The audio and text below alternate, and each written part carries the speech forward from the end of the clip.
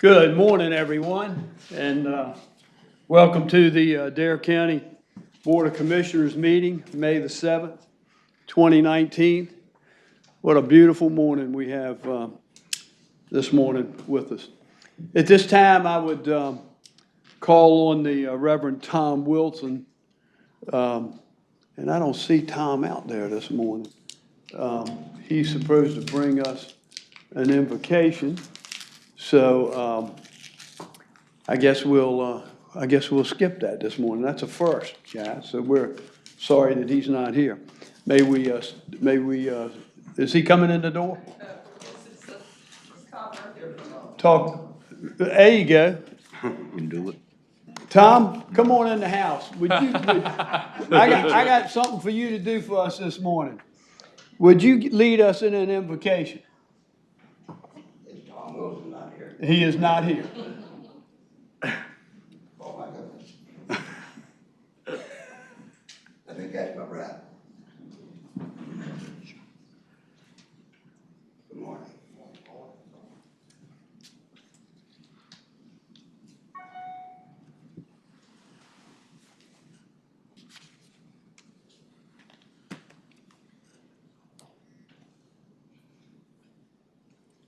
Murray, Chairman, it takes me a minute. that's okay.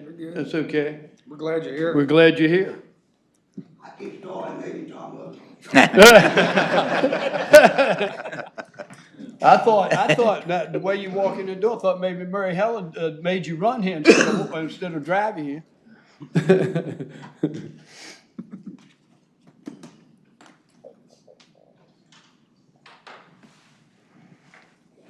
Thank you for doing this, Tom. I appreciate it. Okay, let us pray.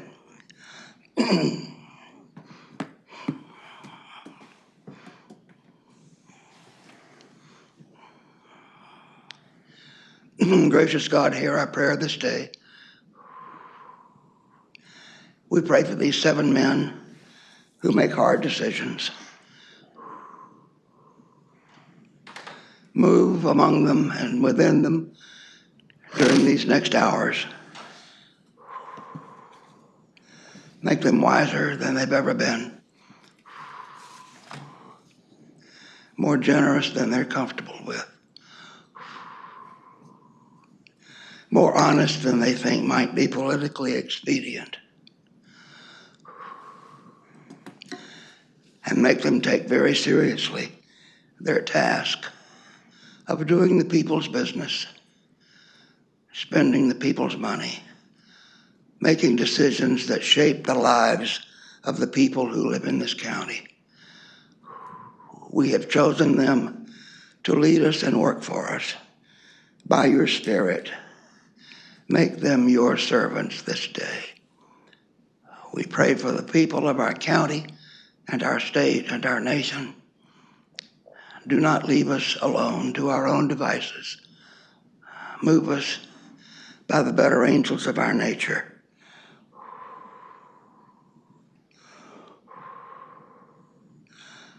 All this we ask in the name of the Father and holy love. Amen. Amen. Thank you, Tom. I appreciate it.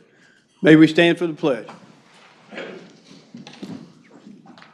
I pledge allegiance to the flag of the United States of America and to the republic for which it stands, one nation, under God, indivisible, with liberty and justice for all.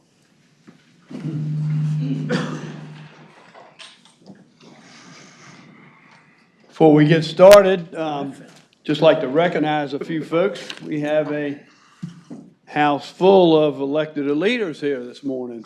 First time we've had a gathering like this in some time in this chamber. But I'd like to recognize our NCDOT representative, Alan Moran. Alan, thank you for being here this morning. We're also fortunate to have with us this morning the mayor of Duck, Mr. Don Kinson. Don, thank you for being here. We also have the Mayor Bennett from Town of Southern Shores. Tom's here, along with Peter Rasco, Town Manager. Peter, thank you for being here. We also have the Mayor of Kitty Hawk, Mr. Gary Perry. Gary, thank you. And Andy Stewart, Town Manager. Andy, thank you. Sheila Davies, Sheila, Mayor of Kill Devil Hills, and Miss Meredith Guns. Meredith, thank you for being here this morning. Planning Director for Kill Devil Hills. We also fortunate to have with us Ken Wilson. As most of you know, Ken, very, very active with the towns and nourishment. And so, Ken, thank you for being here this morning. Commissioner Couch has a prior engagement. We did shift this meeting from Monday to Tuesday and late, so he has an excused absence this morning, and he's not able to be with us. That would bring us to County Manager. I'll turn that meeting back over to you at this time. Good morning, Mr. Chairman, Commissioners. Item 1 on the agenda is the opening remarks from the Chairman. Thank you, County Manager. Quite a few items this morning. Been a very busy few weeks for our board and numbers of things that each board member is involved in. Just would like to bring you up to date on some COA activity. As most of you are aware, I'm a trustee on that board, and we've been promoting COA throughout the county with the school PTAs, the civic groups, with what our plans are as a board moving forward to build a new facility here and there, multi-use facility. As a matter of fact, the bids have come in for qualifications that Mr. Clausen presented to us, and we'll be taking a look at that and choosing someone in the near future to address that new facility. Along with that, just recently, a week or so ago, we had a fundraiser in Dare County for scholarships, for Dare scholarships for students here on Roanoke Island. That was a well-attended function, and some funds were raised to help provide scholarships for graduating seniors. Not along with that, but the foundation gave out over $200,000 last year to 40-some students in Dare, along with that's our foundation for the COA, along with the community foundation also provides scholarships. So things are really, really going well. I can also report that very, very encouraged about fall enrollment in COA concerning dual enrollment. Dean Sweeney mentioned to me just last week that there's an English class in dual enrollment program that averages the last 4 or 5 years anywhere from 18 to 20 students. He was ecstatic about the fact that the fall enrollment for that one class was 53 students.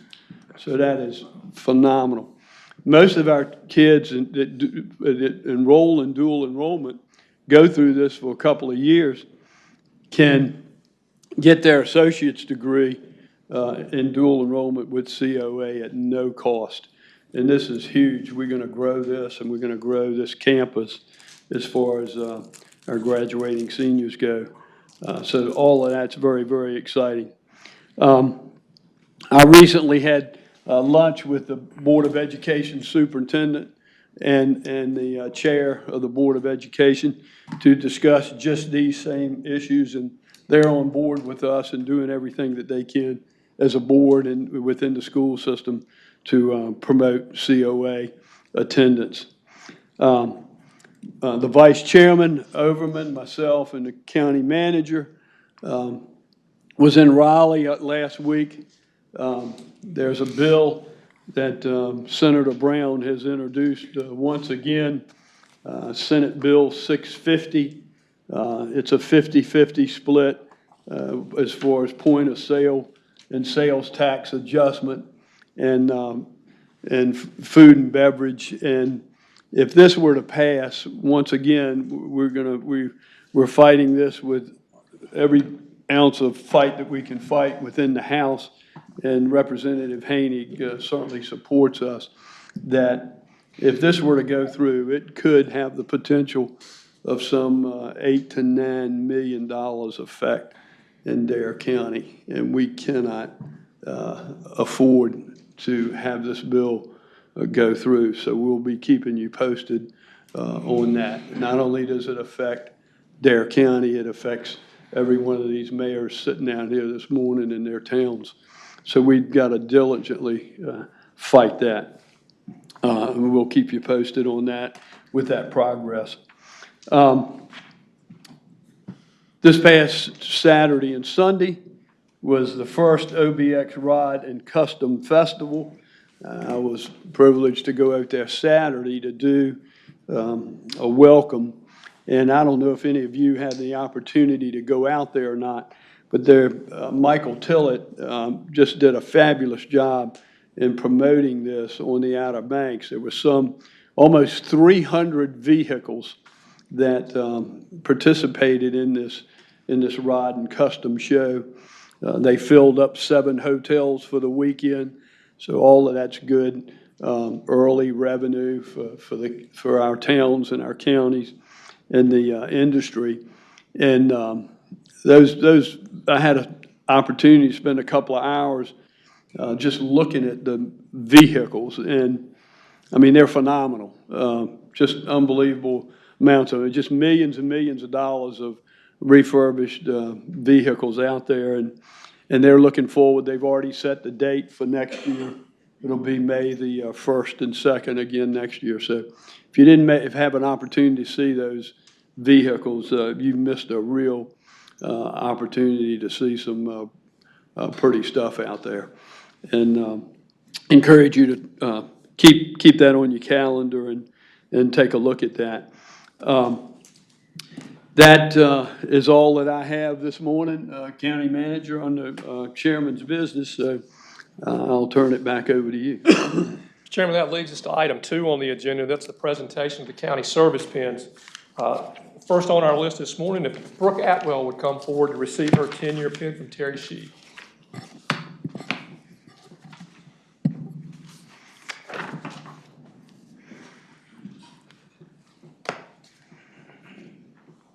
Good morning, Terry. Brooke? Good morning, Mr. Chairman, Commissioners. So this is our 10-year anniversary with Kimberly Brooke Atwell Rusk. She's a graduate of Western Carolina University, received her bachelor's in emergency medical care. Western Carolina is one of 13 institutions in the United States that grant a bachelor's as a paramedic. She's really been a leader in our community activities, especially those with children, like Kids Fest. She makes sure that EMS is well represented and is out there working with the children, and pretty important with Kids Fest this year having about 1,700 attendees. She's active with our library programs, those after-school, preschool programs, working to build an exposure to the children so they know about the equipment that we carry, they know what we do, and so if we're ever in a house that the children aren't afraid or they're not worried about us. She works as a we nickname her the hangar mom. She really builds that esprit de corps out at our hangar, making sure that everybody's well looked after, well taken care of, and her patients. They describe her with words like an amazing person, efficient, and ultimate consummate professional. So we're real proud of what she does and to have her as one of our team members. So Brooke, congratulations on 10 years. We look forward to more. Thank you very much. Congratulations, Brooke.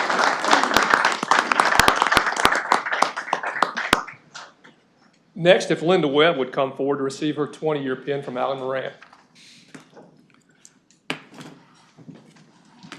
Good morning again, Alan and Linda. Welcome this morning. Thank you for having us. I'm gonna take y'all down a little bit of memory lane. So year was 1999. It was the year of the Y2K scare. Top of the Billboard charts were Cher, TLC, and Ricky Martin. Price of gas was $1.17 a gallon. Oh, man. And the Nokia 3210 was out with the snake game, the cell phone. And that was also the same year Linda Webb started with the county. It's been 20 years. She started as a detention officer. When I got thinking about what to say, the one kind of thing that stuck out with her is quietly diligent. She doesn't say a whole lot, but she's always there. She always does her work, and you can always count on her. She's now a transportation officer. She's the only female transportation officer in the unit. So as you can imagine, she stays busy, being she has to transport all the female inmates. That includes non-scheduled transports, transports that come out in the middle of the night, first thing in the morning. And she does all that while juggling her children and being a mother. And so with all that, we're greatly appreciative, and congratulations on 20 years, and we look forward to the future. Thank you.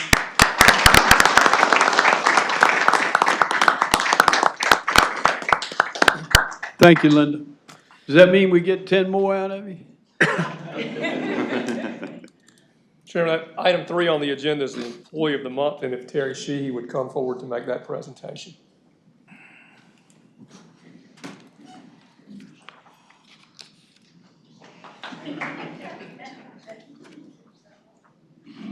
Terry, welcome back.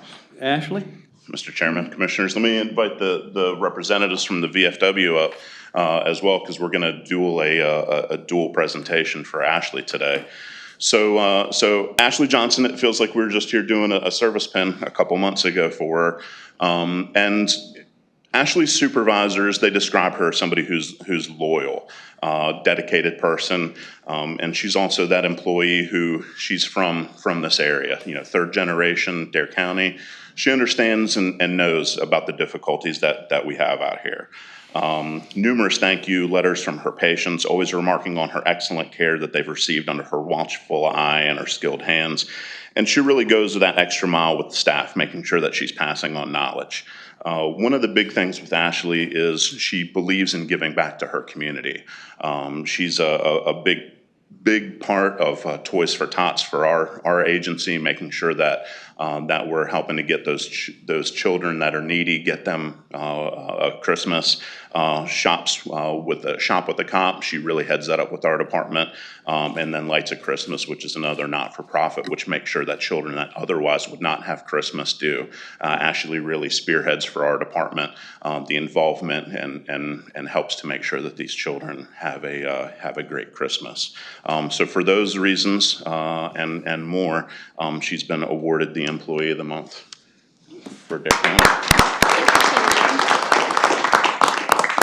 So I'll turn it over to Congratulations, Ashley. I'll turn it over to the VFW, who also has a presentation for Ashley. Kelly, good morning. Thank you. Good morning, Commissioners. Thank you for inviting us out. So each year, the Veterans of Foreign War Post recognizes first responders in our community that make a difference. And after hearing all these lovely things about Ashley, I'm sure you understand why she was chosen as the Outer Banks First Responder of the Year.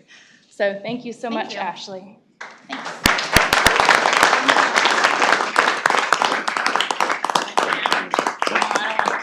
Thank you. Congratulations again. Excuse me, veterans, before y'all walk away, hold on a minute. Yeah. Just want to commend you guys. We're very fortunate to have a very, very active Veterans Association here in Dare County. And I just want to personally, on behalf of the board, thank you all for all that you do for our veterans in Dare County. It's obvious and it's most appreciated. Thank you all for what you do. Thank you for your support. I don't know if everybody in the room knows, but our county commissioners actually supported veterans hiring preference in Dare County, leading the way for it to move out to all of our municipalities as well. We are one of the only counties in North Carolina that have it at the county level. So thank you for your support. Thank you. Mr. Chairman, if I would, just for a second. Yes, sir. Since we have our veterans here, normally during commissioners' comments, I'll bring up a day in history. And my point for today in history is this is the day that Germany surrendered, signing an unconditional surrender and ending World War II. Thank you.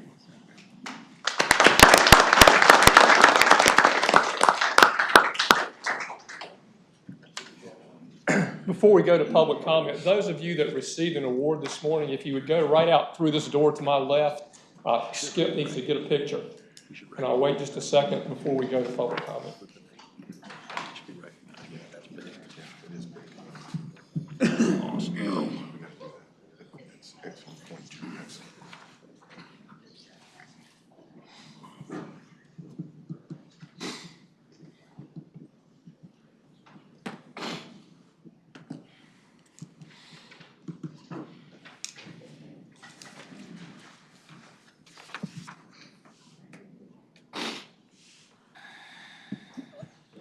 For a minute, we had this whole left side over here full. The room was tilting. And nothing was over here on the right, so we kind of felt like this morning. Ladies and gentlemen, now's the time that's been set aside for public comment. If you have public comment this morning, raise your hand. I'll recognize you if you've not signed up. When you do, please come to the podium, state your name and where you're from. Please limit your comments to 5 minutes. There's a green light on the podium that will come on when your time begins. There's a yellow light that will come on when you have about a minute left. And when the red light comes on, please conclude your remarks. On the sign-up sheet, I have Roy Valentine.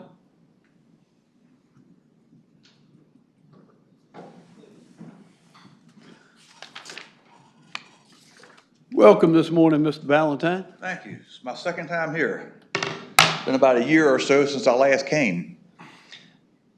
And bringing back to that, I asked some questions right after the public's open, as the timing of it, about and made some suggestions, and I would like to find out anything happening with them. All right, traffic congestion. You know, we're at the time of year where traffic congestion starts to become a problem. In order to alleviate this, we could remove a couple of stoplights.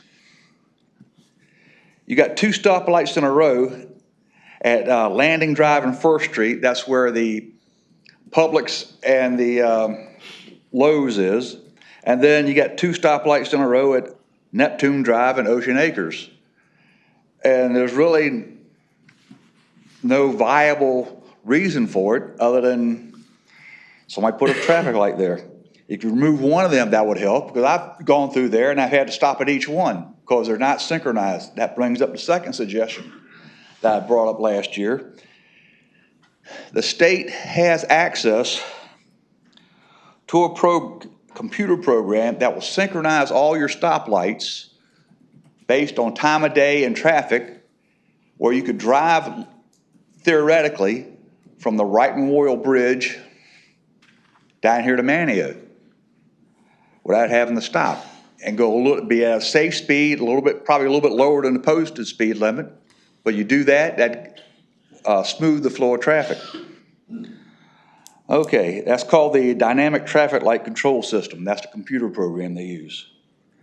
All right, that's traffic congestion. The second thing was plastic bags. Last year I came, a woman who was from Kitty Hawk, if I remember, got up and her complaint was about the plastic trash bags scattered all over. And I know the law had changed that we couldn't ban plastic bags here on the beach. And she made mention literally to other countries in the world don't have this problem. I've just retired this month, and my job is literally taking me all over the world. In the last 2 years, I went to Europe 8 times. Okay, I've been in the Mideast, I've been in the Pacific, I've been South America, Africa, and we don't do too bad here, actually. But in Germany, they have the cleanest environment that I've been to. And because they do their bags at the grocery store different.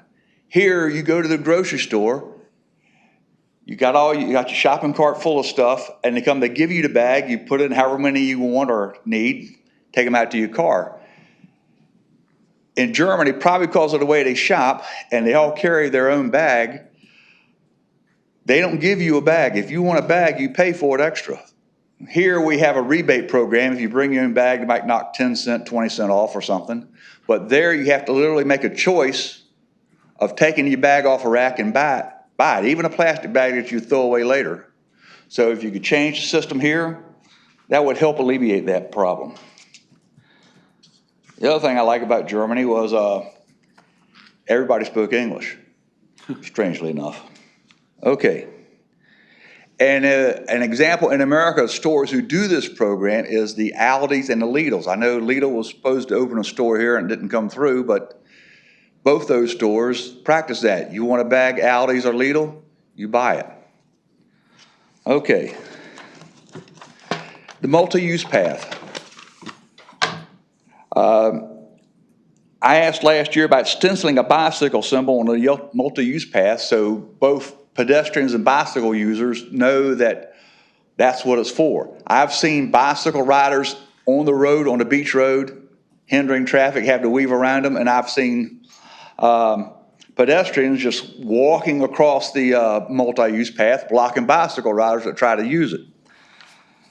And I also would suggest add curbing barriers along the multi-use path as found at Nags Head Village. You go by Nags Head Village, you got these concrete curbing stones, and it kind of prevents vehicles. Say that again.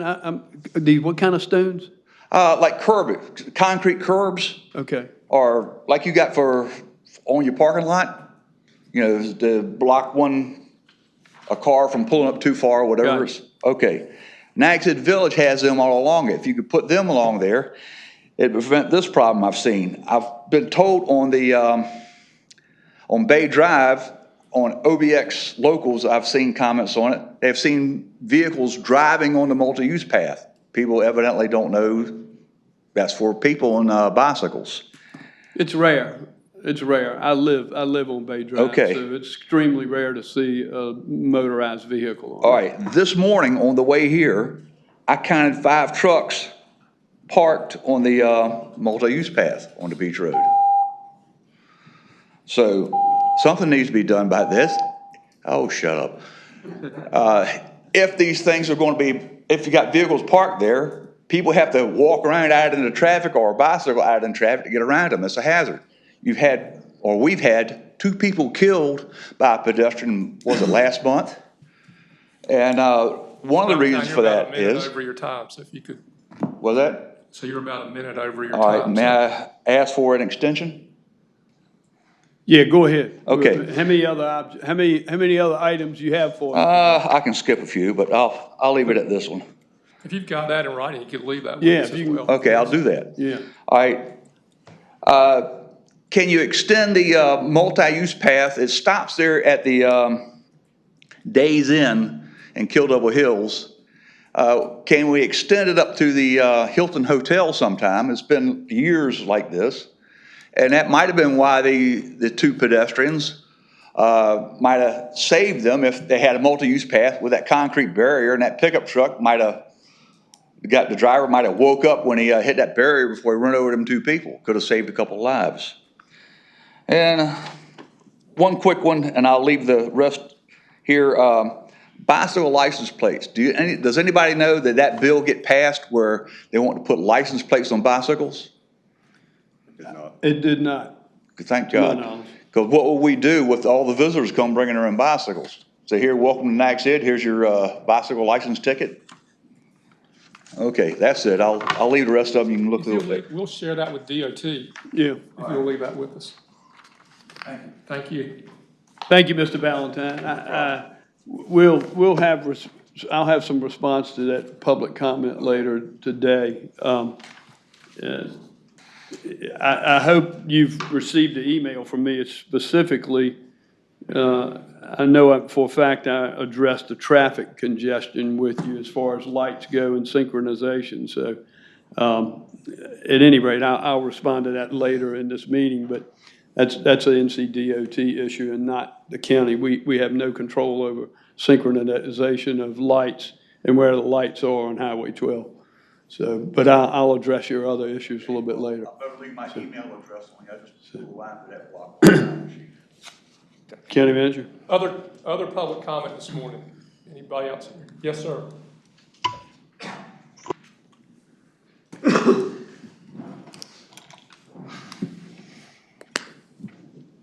Good morning. Good morning. My name's John Robbins. I live on Roanoke Island. If I may, give this to the county attorney to pass out. Absolutely, John. I'll start some at the other end. You can speak in the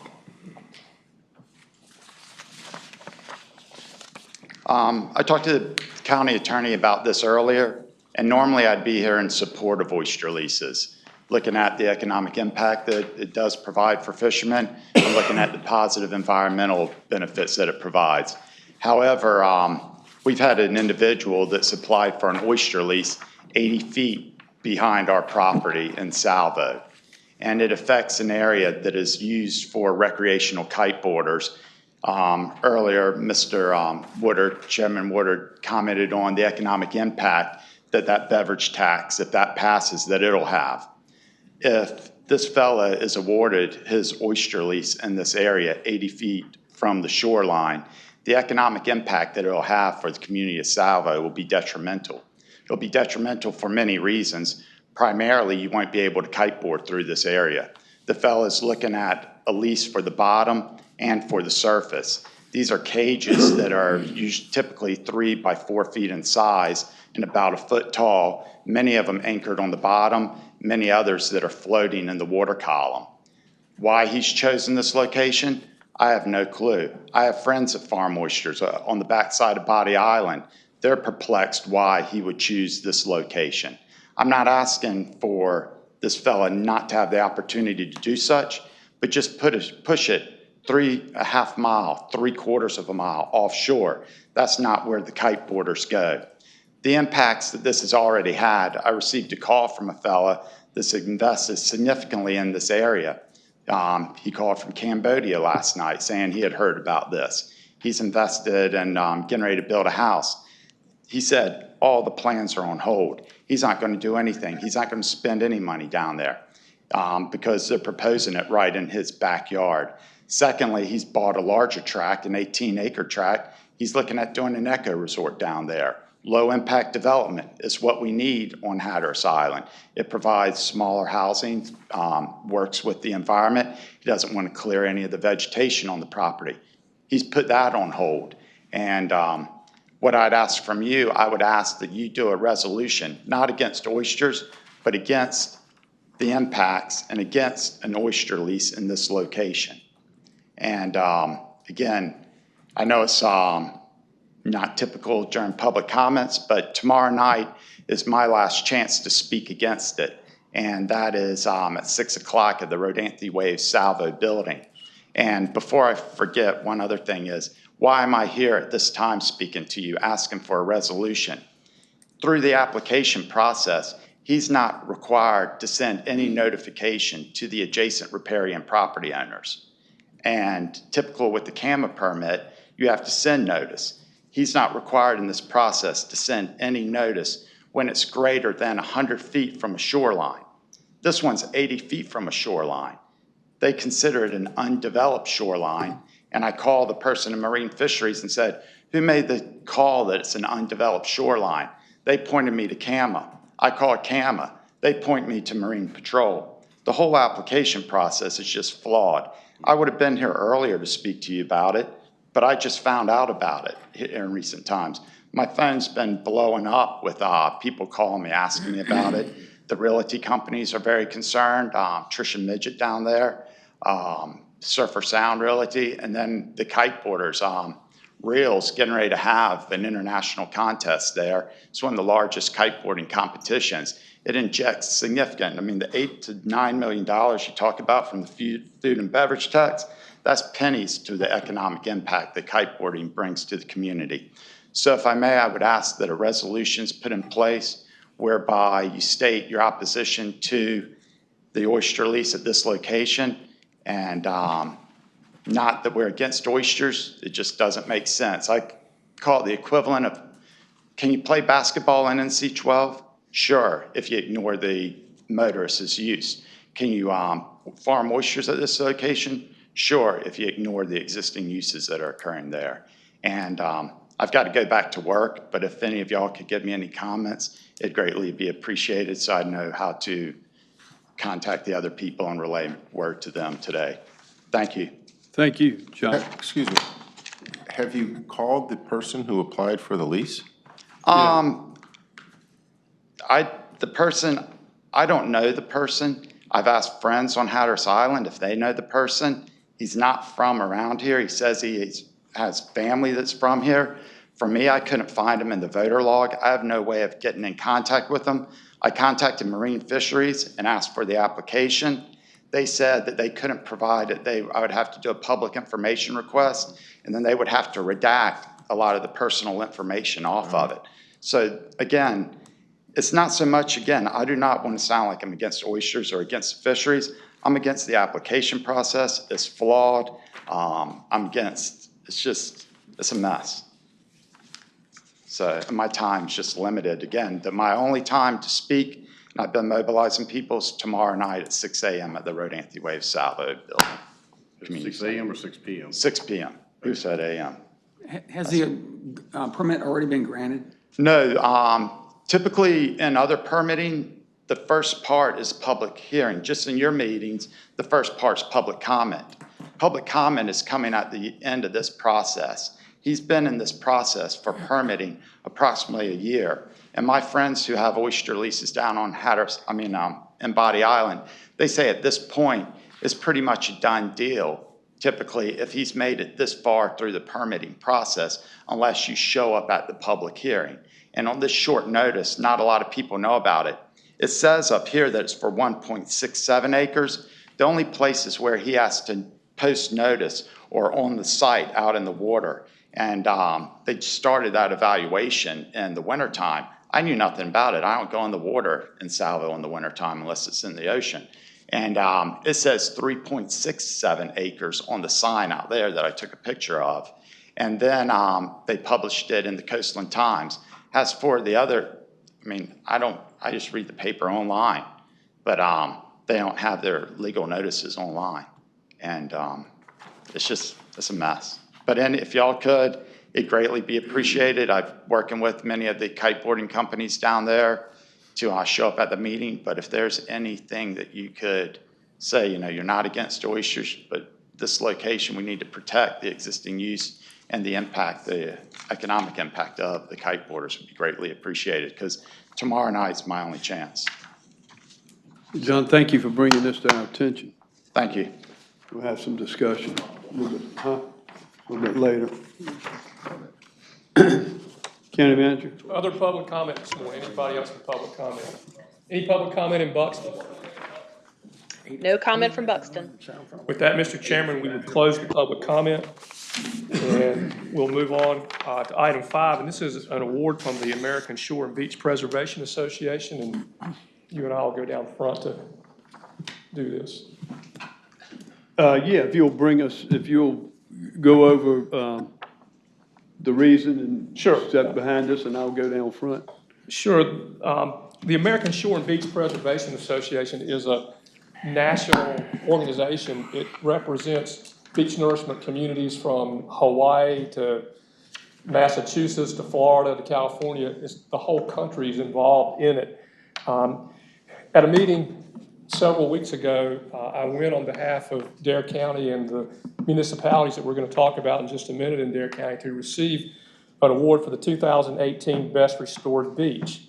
The organization recognized our beach nourishment projects that we did in the 3 towns for a number of reasons. One is we did 8 miles of beach at about $40 million, and it was fully self-funded. That's not something that happens in most places. As we went and talked about our projects and what we did and how we did it, people were surprised to learn that communities can get together and work together and figure out things to each of them's best interest to make a project like this work. They were surprised that we had 3 towns that did their own engineering, figured out their own projects, 4 towns when you include the small part that we did in Southern Shores, figured out their own projects, figured out their own money, but at the end of the day, Dare County entered into the contract to put it all in one contract to make it more convenient and to save money. There was probably, I think, somewhere in the neighborhood of $10 million in mobilization costs that were saved by us doing one project rather than each entity doing their own project. And that's a big plus for the taxpayers. Our mayors and our chairman meet monthly for lunch to talk about these issues and others in the community. I meet with the other managers every month for lunch to talk about this type of issue and other issues. And so we collaborate well where we can, and it's unique, I think, among those beach nourishment communities. As we received those awards, people came to me and said, how do you all do this? How do you all do this? And I said, our leaders communicate, and our community leaders have the same goals in mind, is to keep our tourist economy vibrant and to keep our beaches vibrant, because that's what we are. We provided them with ideas. We get contacted all along. Ken Wilson, our consultant who worked with us permitting all these and programming all this, is here as well. He can attest to that as well, because, I don't know, we talk once a week at least, and he gets those calls as well. So it's something that we're really proud of. It's something I think that each of the towns should be proud of. We have Mayor Don Kingston here from the town of Duck. Chris Layton's his manager. He couldn't be here, but Chris was vital in doing all the legwork and the things that needed to be done there. We have Mayor Tom Bennett and Peter Rasco, the manager from Southern Shores. Southern Shores got a permit, did a small project in 2 months, right at the end of a project. That's kind of unheard of, but through the cooperation of all the entities and the hard work of Ken and his crew, we were able to get that done for Southern Shores. We have Mayor Gary Perry from Kitty Hawk and Andy Stewart, their manager. Kitty Hawk was able to do their whole town. It's a windfall for the town. It's good for their citizens, and it's something that was much needed along Highway 12 in that area. We have Mayor Sheila Davies from Kill Devil Hills. Meredith Gunn's our planning director. She was instrumental in working through all the logistics of their projects. She's here with us as well. And of course, we have Ken Wilson here from Apton, who was a consultant who juggled all the balls and herded all the cats and got everybody ready to go to make all this happen. And we're about to do it again. So again, it's a good team and a good effort, and it's something that we're really proud of at the county level. I hope the towns are proud too, because we've done something that hasn't been done in a lot of places, and something that's been held out as a model. And when a national organization that's as large as this, as the ASPBA, recognizes, then it really means something. And so we're proud to get it, and we have an award for each of you, each of the towns, if you all come forward, to give you this morning.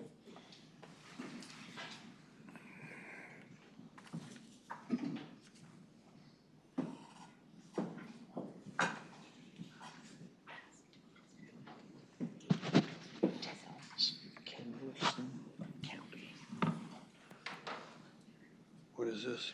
Towns, each town. Okay. Ken Wilson, and then county. Okay. I'll just take a minute just to echo what Bobby said. This $40 million project of about 8 miles. Over the last 7 or 8 years, Dare County's done $100 million worth of relocation. We have the Buxton project that we did, and Nags Head was the first out of the gate, most of you all know. Right now, there are dredges out there in Nags Head doing a maintenance program. Their project was designed for 5 years, just like this project for these towns, where unfortunately it's lasted about 8 years. So this is a good thing. I want to personally commend each one of the mayors and the county managers for their dedication and their commitment to keep our beaches strong throughout the community. Folks, this is not an easy issue. They had to tax their citizens as well as the county. But we know that tourism is our economic engine. And I commend each and every one of you for keeping that focus and making that happen. So on behalf of the North Carolina 2018 Best Restored Beaches. I want to present these to each one of you, Mayor. Mayor Davis. Let's see what we got here. Mayor Purdy. Mayor Bennett.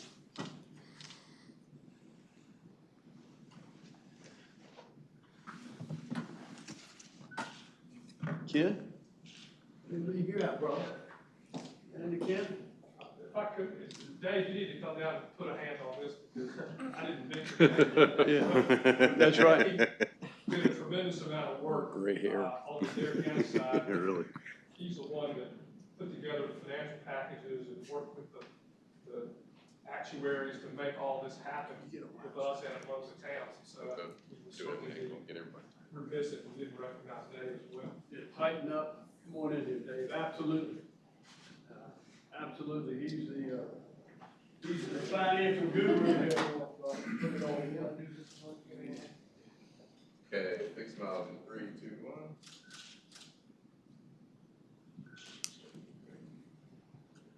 Perfect. Thank you.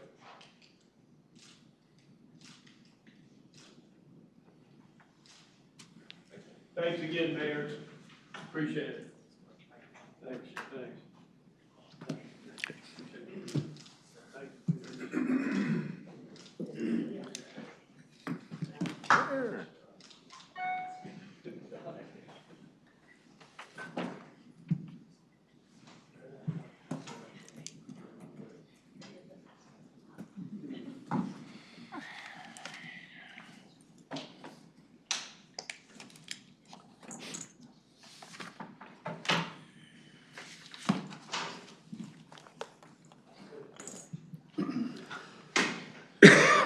County Manager?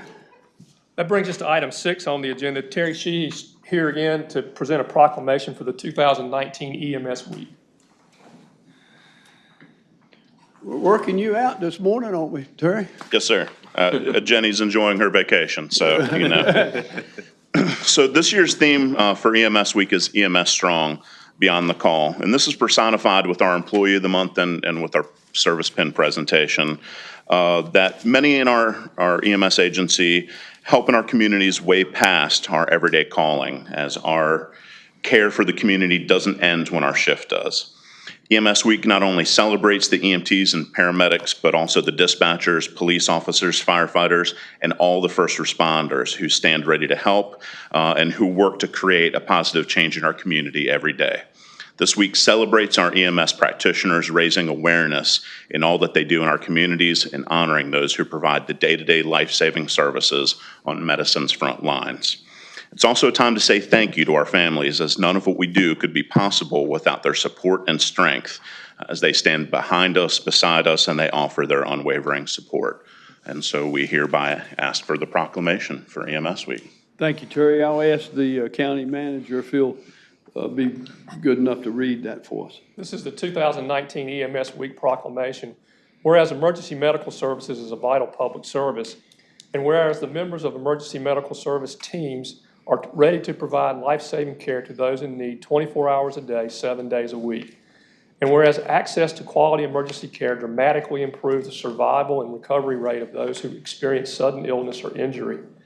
And whereas emergency medical services has grown to fill a gap by providing important out-of-hospital care, including preventive medicine, follow-up care, and access to telemedicine. And whereas the emergency medical services system consists of first responders, emergency medical technicians, paramedics, emergency medical dispatchers, firefighters, police officers, educators, administrators, pre-hospital nurses, emergency physicians, trained members of the public, and other out-of-hospital medical care providers. And whereas the members of emergency medical services teams engage in thousands of hours of specialized training and continued education to enhance their life-saving skills. And whereas it is appropriate to recognize the value and the accomplishments of emergency medical services providers by designating Emergency Medical Services Week. And whereas with this year's national theme for Emergency Medical Services Week, Beyond the Call.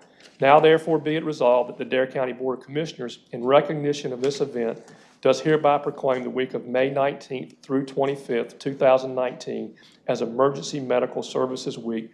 This is the 7th day of May, 2019. So moved.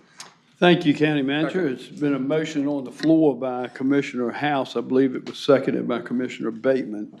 Any further discussion? Hearing none, those in favor of that motion, please signify by saying aye. Aye. Opposed, like sign. Motion carried, unanimous. Thank you, Mr. Chairman. Thank you, sir. Board. Appreciate it.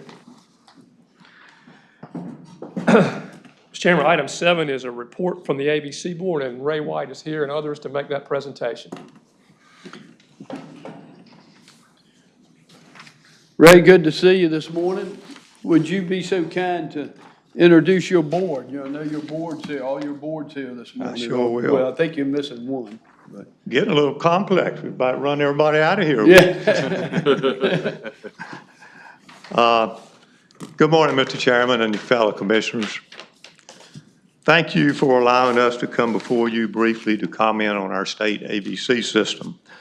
This is a very complex and rules-oriented organization which provides sufficient revenue to the state, the county, and the municipalities that participate in this system. Remember ABC, alcohol beverage control. Control, control, control. Remember that.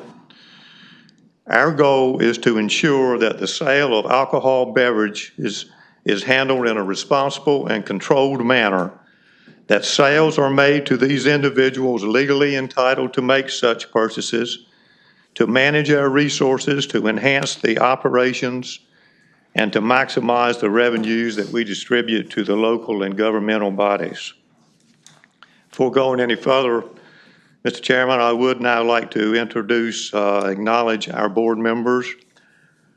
Phil Scarborough, who's been associated with alcohol for 41 years as an employee, a general manager, and now a board member, and he serves on the North Carolina ABC board. He's with us. Joe Tauber, Jim Clark, Bobby Owens is our other member, and he could not be here today. He's got a doctor's appointment. Our general manager, Ted Toler, and our finance officer, Cindy Morris, are away on vacation. Our assistant manager, general manager, Barbie Wright, and our law enforcement officer, Chief Mark Brinkley, is also here with us today. We would also like to acknowledge, and we wouldn't be where we are without our great employees, led by our team of managers, Eileen Smith in Nags Head, Nick Horak in Kitty Hawk, Jeff Askew in Manteo, Joe Masco in Duck, Carol Peel in Buxton, who also handles our mixed beverage in Buxton, Sandy Outlaw, a mixed beverage manager in Nags Head, and David Martin, our mixed beverage manager in Kitty Hawk. In 1937, a bill was enacted by the General Assembly that created the foundation of the ABC system that we operate under today. This system allows voters in each county to determine whether or not spirituous liquor should be sold for retail. If approved by the voters, this act provides for establishment of a local ABC board that has the authority to operate a retail system. If approved at the county level, if disapproved at the county level, the towns or municipalities could then vote on this issue, and Dare County did not wait very long when an election was held on March 18, 1937, and it passed in Dare County 632 to 611 votes. And 60 days after the bill was passed, you could buy legal alcohol in Dare County. You didn't have to run over to Buffalo City and get some Milltail Creek stuff. Today, there are 168 local ABC boards in the state that operate 433 retail stores. Fiscal year ending 6/30/18, the retail and mixed beverage sales totaled $1,129 million. It went over the $1 billion mark. County and municipal ABC boards in North Carolina are local, independent, political subdivisions of the state operating as a corporate body outlined by General Statute 18B 701. That book is our guideline. It is our Bible. It tells us what we can do and what we can't do. And it also has the oversight of the state A.B.C. Commission in Raleigh with a chairman and 2 members that are appointed by the governor. Each system operates as a separate entity, establishing their own policies and adapting to rules in conformity with A.B.C. laws and A.B.C. Commission rules. We operate separate from the county. However, the county does appoint all of the local A.B.C. board members. Our overall objective is to provide uniform control over the sale, I mentioned the word again, control, over the sale, purchase, transportation, consummation, and possession of alcohol beverages in our state. When I first came on the board, there were 3 stores in the county, 2 of which were on Roanoke Island and 1 in Nags Head, and none of them were self-service. We soon closed one of the downtown store in Manteo over a lot of objections. They thought when the A.B.C. store gone, the town would dry up and go away. But we decided that we literally had to begin running the A.B.C. system as a business. And that is our chore, is to run it as a business, growing sales, providing good service, and managing expenses. Since that time, we have grown to 5 retail stores located in Nags Head, Manteo, Kitty Hawk, Duck, and Buxton, and 3 mixed beverage locations operating out of our Nags Head, Kitty Hawk, and Buxton stores. We own all of our locations except Duck, which is leased. No mortgages are on our property, no bonds exist on any of our stores, as we have planned our extensions with the growth and availability of our own funds that we generate internally, therefore allowing more profit to be distributed to the county and the towns without any additional interest expense. At this time, if you'll please refer to your Exhibit A in your package. This is the net profit percentage and state ranking report. All stores pay the same price for our products, and they all have to be sold at the same price. So your management of your system is what generates the profits or the losses. And we have been extremely fortunate over the years in never falling out of the top 10 in this net profit percentage, which is what we're rated on. Last year, we were number 7. Year before that, we were number 7. And we didn't want to be remiss without showing that we were number 1 in 2006. But we have done a good job, I think, in maximizing profits for our system. The large warehouse you see in Nags Head allows us to buy large amounts of certain items when they go on sale. Then when they go off sale, if we've got what our thoughts are is we've now got a warehouse full of property that we purchased at the lower price, and now the sale's gone off, so now we can go up. So that's one of the avenues, about the only avenue that we can figure out that we can do something that would create some additional money. So we were laughed at when we built this big building. What in the world are you all doing there? We're filling that thing full of alcohol in the winter at the low price so we can sell it in the summer when the tourists are here. The net profit percentage is this main merit which is used to see how efficiently our systems run. We've only been out of the top 10 one time in the past 10 years, and that was because of a new GASB ruling that required us to legally expense some employee benefits to meet future obligations. We are very proud of our state ranking in this report. The next report quickly is our total revenue distribution report. The A.B.C. boards in North Carolina are established and operated with no state funds. With sales of over $1.1 billion for fiscal year 2018, the total revenue distributed was $430,635,000, which went to the state's general fund. Right. And the cities and counties where alcohol sales are allowed. Right. Can I ask just a quick question on that? The $430 million is revenue, but you also state 1,129,000,000 as sales revenue. I don't know the difference between the 430 and the 1129. My mistake there for not being clear, the 430 is basically net profit. It's not the revenue. It is the profit.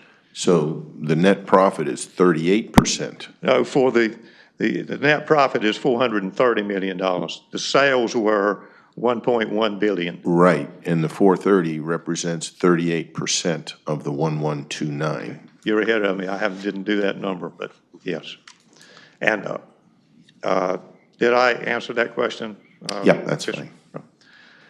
While the state received that largest share, some 323 million, the county and city distributions was 80 million, and other amounts going to distribution for center cost, alcohol rehabilitation, local law enforcement, county rehabilitation, and the health and the Department of Health and Resources.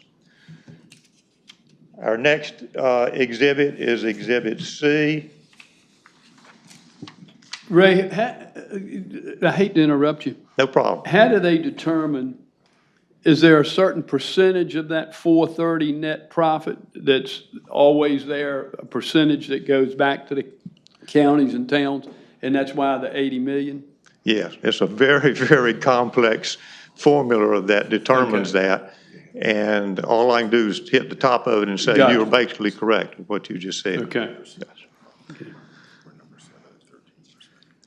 Number C is just our sales report for the last 10 years. And as you can see, very quickly, we have grown every year. We've been extremely fortunate. Our sales last year were 17.6 million, and we sold 1,028,000 bottles. And that was 22,000 bottles more than we did last year. And here's the highlight.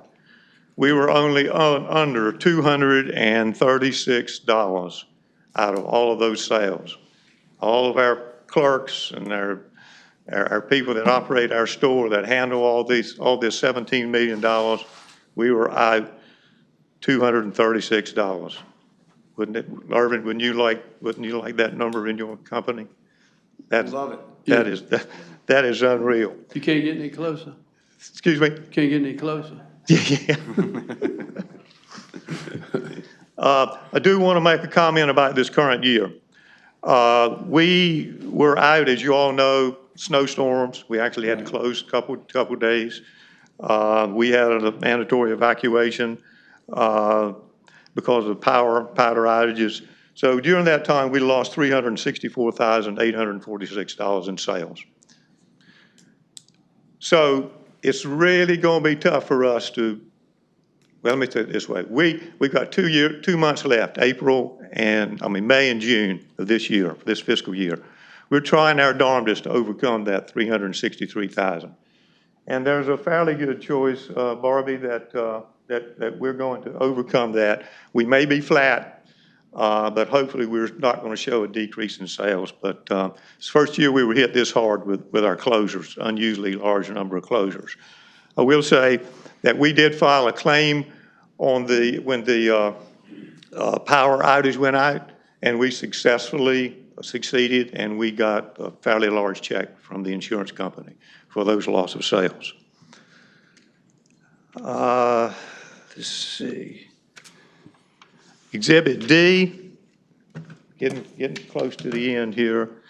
This is one that should be close to your heart. Shows the county and municipality distributions.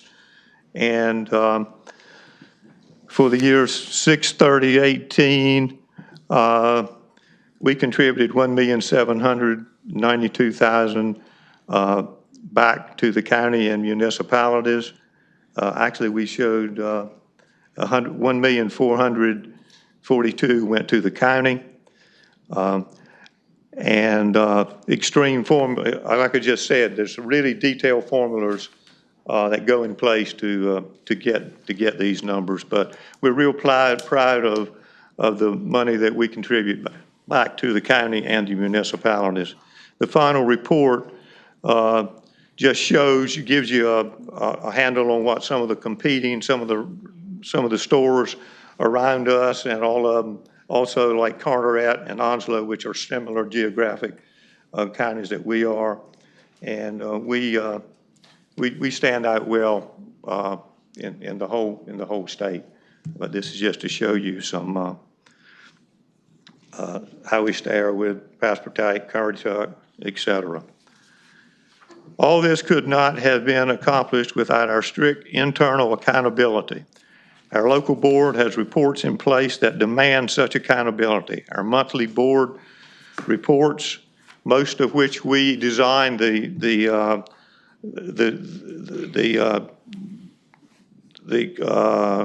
the word I'm thinking?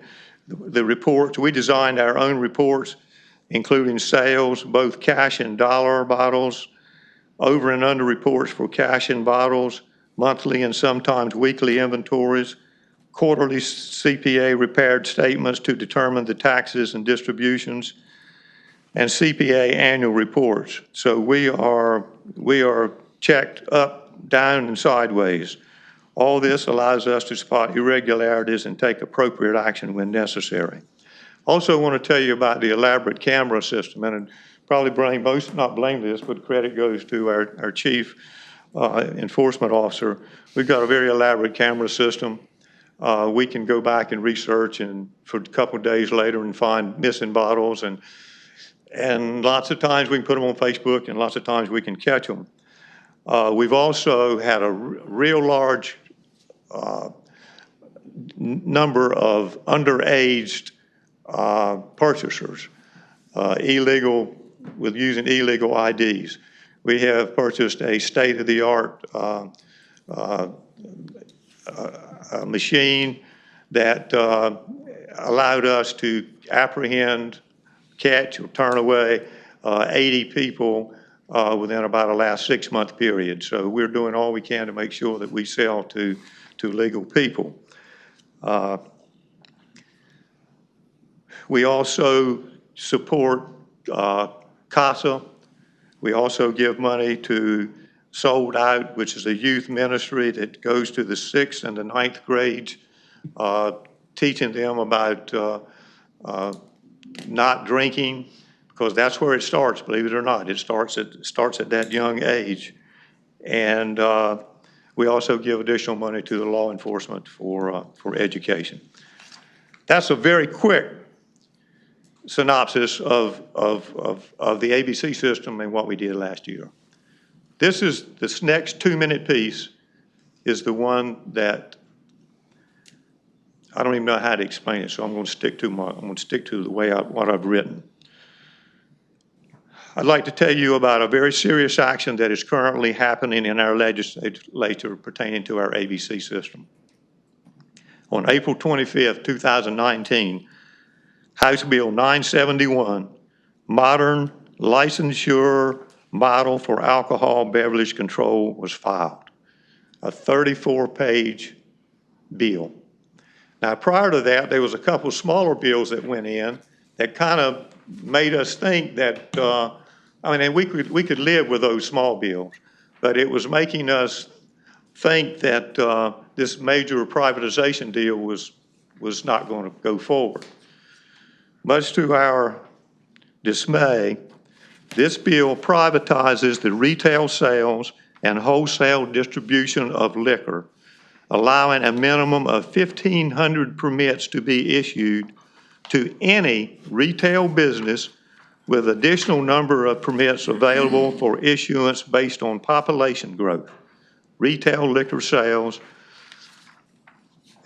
just a couple of the things that are really, to me, that are really bad. They're going to allow it to be sold 7 a.m. to 2 a.m., Saturday through Sunday, the whole week, Sundays included. Here's the real kicker. By January 1st, 2020, this bill requires local A.B.C. stores to liquidate all our assets by public sale, with all proceeds going to this local school capital expenses. This would eliminate also approximately 3,000 A.B.C. employees. I can't begin to tell you what happens with the loss of control. I'm using this word again. With a loss of control of this potentially dangerous product, notwithstanding the financial loss to counties and municipalities and other agencies. Mr. Chairman, our board opposes this House Bill 971, and we would ask for your board's consideration in opposition to this bill also. And it goes much further than that. You all have closer ties than we do with the people in the legislature. This bill is coming from the House side, excuse me. But we need, if you have contact with any of your legislators, you need to vehemently not be in favor of this. There's 17 of us in control states in the United States now. And it works well. And with all the other things that we've got going on out there, different type of drugs, this is a drug, and it has to be controlled. And that's the purpose for what we say alcohol beverage control. So I've rambled on a lot now and rambled off my notes several times, so I hope I haven't confused a lot of y'all, but I now stand here with the board backing me up for any questions that you may have before us. Right. Yes, I have Raleigh. a question. And this goes with respect to Exhibit D and Exhibit E. And I don't know if this is a little bit in the weeds too far, but you're showing a county and municipal distributions in Exhibit E of $2,045,543. But in Exhibit D, across that top line there, if you add all those numbers up, should it not come out to that number, to the 2,045,000? Yes, let me see, while Yes, it should. It don't. how much are we off there? Well, I just rounded that 58,000 off to 60, just to make the math easy. And that would add $240,000 to the 1,442, so that brings it out to 1.68. Commissioner. I'm sure it's maybe a transposition error or something, but that's something you need to look at. Just an additional question on Right. Commissioner Overman's point. The Exhibit E, 13.32% profit on sales is actually $2,361,000. So we have $2,045,000 as the distribution. We have approximately $1,700,000 shown, as you pointed out, in Exhibit D, and then the profit percentage is a third number, $2,361,000. So I'm not sure why we have three different profit numbers, I guess. Again, not trying to challenge, I'm confused. My hearing aid is playing hide and seek with me. Beg pardon? My hearing aid is playing hide and seek with me. I have lost it for 5 days, so I am having difficulty in hearing what you were saying. But I do hear you say that you were asking why the 17,727,000. That's the sales figure. Yes, sir. And what was the other question? The profit was 13.32%. If you multiply 13.32 times the 17,727, you get approximately $2.4 million. And again, as Commissioner Overman pointed out, if you add across the top line of Exhibit D, you get 7,000,007 something. So I'm confused by all the different numbers. Okay. I won't be able to answer you today. We'll get you those answers. I did state in there, it's a very, very complex formula that determines this.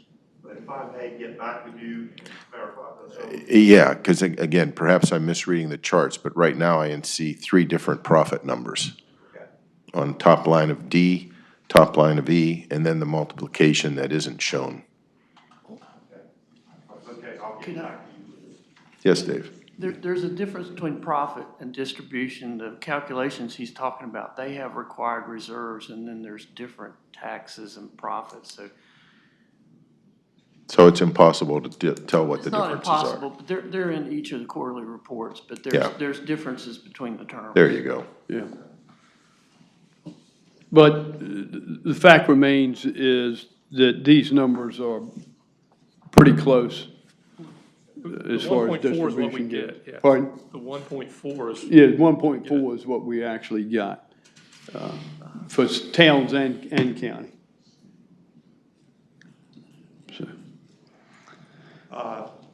Did you have anything else, Vice Chairman?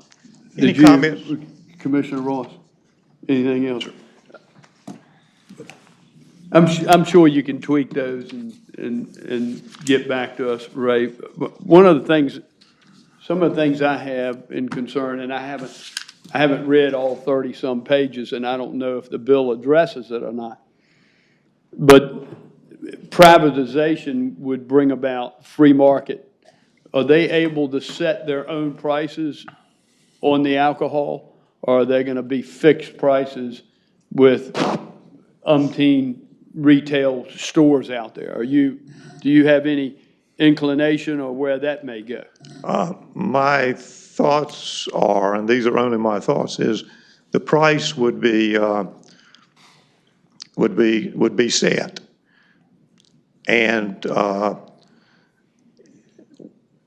And there would be large amounts of taxes that would be placed on those bottles.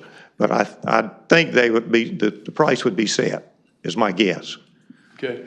Will they use the same formulas for distributions as is set up now?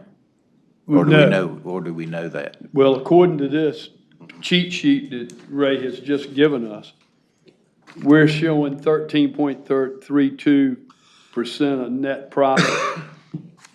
How does that compare with this cheat sheet that you've given us that says the distribution will be 25% of the amount of the state excise tax collected to cities and counties in which the retail sales of liquor is authorized, but the distribution has to be 4% for treatment of alcohol abuse and substance abuse, 15% for education on alcohol, and then 11% for local alcohol law enforcement costs. Do we have any way of comparing that 25% to this 13 point whatever percent that we get? Not that I'm aware of, no. And Bobby, how do we use that funds that we get now? How is that broken down? Is that broken down similarly, Dave? No, about half of it, there's a local bill 15, 20 years ago, so half of it is restricted for social services. Right. The other half is the profit distribution to the general fund, and there's no restriction on the profit. So looking at this, based on this cheat sheet, that social services will go away with what I'm reading. This is specific. Well, and 2 paragraphs down, it says there's no physical note on the bill, so right. Don't know. So on one of these sheets, it says to hold harmless, which would mean to replace those funds. That's right. It says that the licensure under the privatization state excise tax would have to be increased from 30% to 33.6%, and a new 12% local excise tax imposed for government revenues to remain the same. So that's an increase. That's right. That's an increase. So, and then those profits will go into the state's general fund for capital outlay for schools. And we all know, I wouldn't trust the state to give us a penny with respects to capital outlay for our schools. This whole bill just scares the living heck out of me. You're exactly right. I can't answer any of those questions because I don't know. And it did, I mean, you've got your main interest, you got 2 interests. One is we need to control this product so that we don't have more accidents, we don't have more alcoholics, we need to control it. But the other thing is, it doesn't say anything at all about the distribution to the counties. I'm sure there's got to be some. I mean, are y'all gonna be up there screaming? I mean, it's gonna be tough, not tough, but you've been getting $1 million, $1.4 million, $1.2 million, from the sales, and they do not tell you how if you're gonna get how you're gonna get it, or if you're gonna get anything. It says right here. Well, exactly. That's what scares the heck out of me with this bill. And I think preliminary conversations with our House representative, he's opposed to this. So, anybody, Commissioner Bateman? I just want to point out that I think one thing we're overlooking that he alluded to is the security of having someone that's, can look at somebody and tell they're underage or overage, whether they're intoxicated.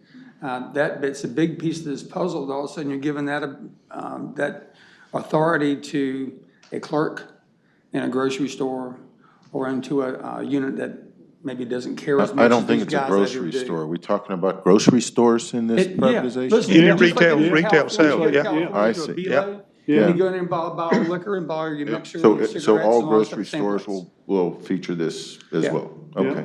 And they're gonna issue 1,500 permits across the state of North Carolina. Everybody's gonna have it. Yeah, Right. grocery stores, convenience stores, Everybody. gas stations. Yeah.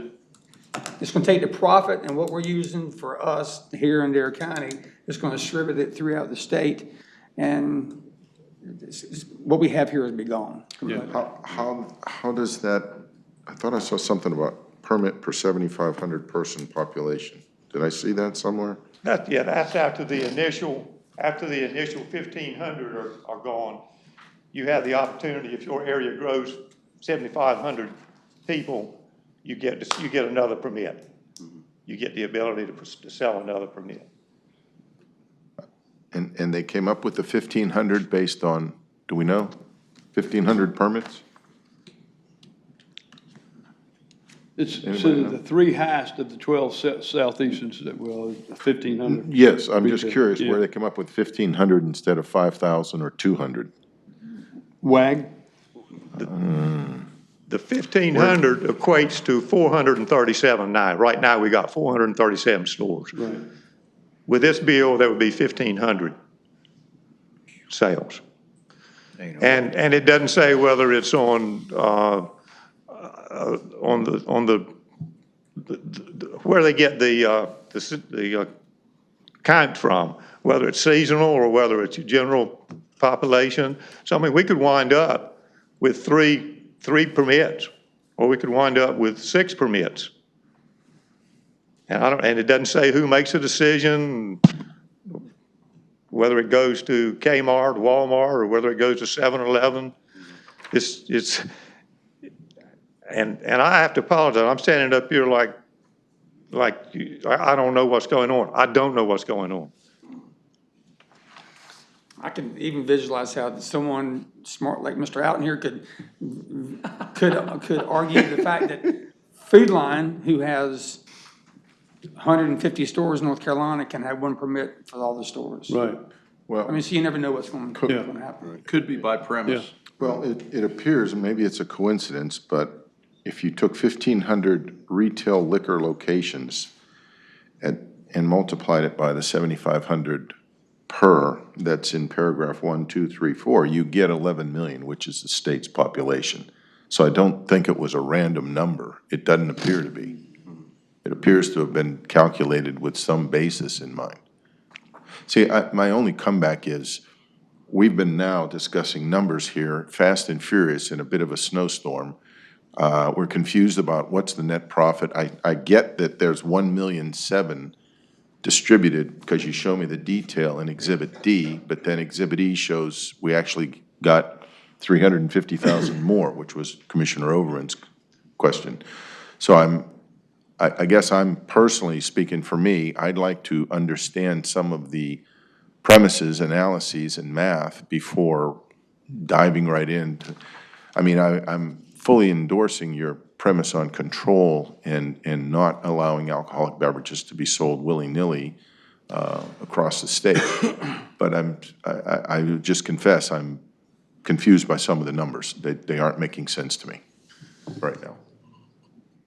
But irrespective of There this, the control issue is the control issue, we recognize that, but if you go back to the financial level, one, there's no hold harmless, so we don't know what we're getting. Two, it appears that a lot of this stuff is done on population base. Anything they do on population base hurts us by default, because Absolutely. we're doing everything on a tourist population of 300 or 350,000, but distributions from the state come to us on a full-time population of 35 or 36,000. So we'll lose on any of those kind of formulas, even if they put a hold harmless in it. Right. Right, so that would imply with our population of 36,000, we would be authorized to have 5 licenses. Which is exactly the number of stores we have right now. Right, That's so every 4.8. food line in county would not have it because you'd only have 5.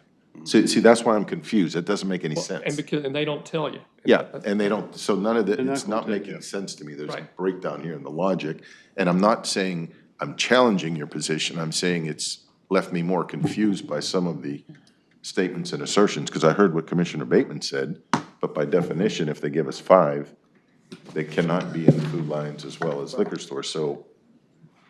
Well, if it ain't broke, don't fix it. But I can tell you right now, you know, you can argue the numbers and all you want, and they may be off. Anytime the state has control, we're not gonna benefit.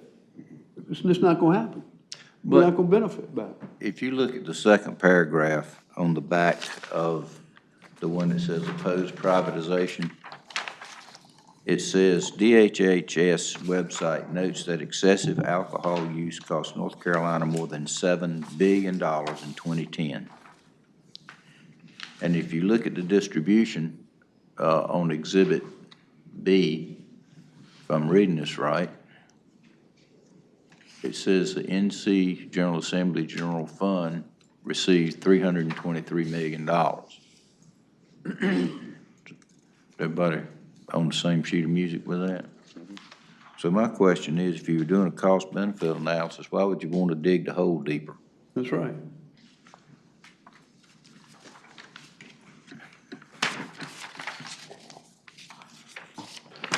One point I'd like to make on some of the statements that have been made about control, and having it free market or the state controlling it. And we're saying that if it's a free market, then we're losing control, and we can't, and the state loses, control of it. But the state's got complete control of it now. So, But there's a formula in place that the state has that we're getting a percentage of that. yeah, and Our town- there's this paragraph here. Personally, I think, I hate getting summaries like this. Right. Especially when it's written by somebody from the ABC board, because you don't know what's in the bill. I've not read the bill yet, and I would suggest to everybody up here on the board, if we're gonna act on this in one way or the other, to actually go and read the bill. I'm not saying that it's deceptive in any way, but I'm sure there's stuff in the bill that's not addressed in this summary. At this point, I'm not for it or against it. I'm uneducated about it. And it does have a formula in here for distribution to the county.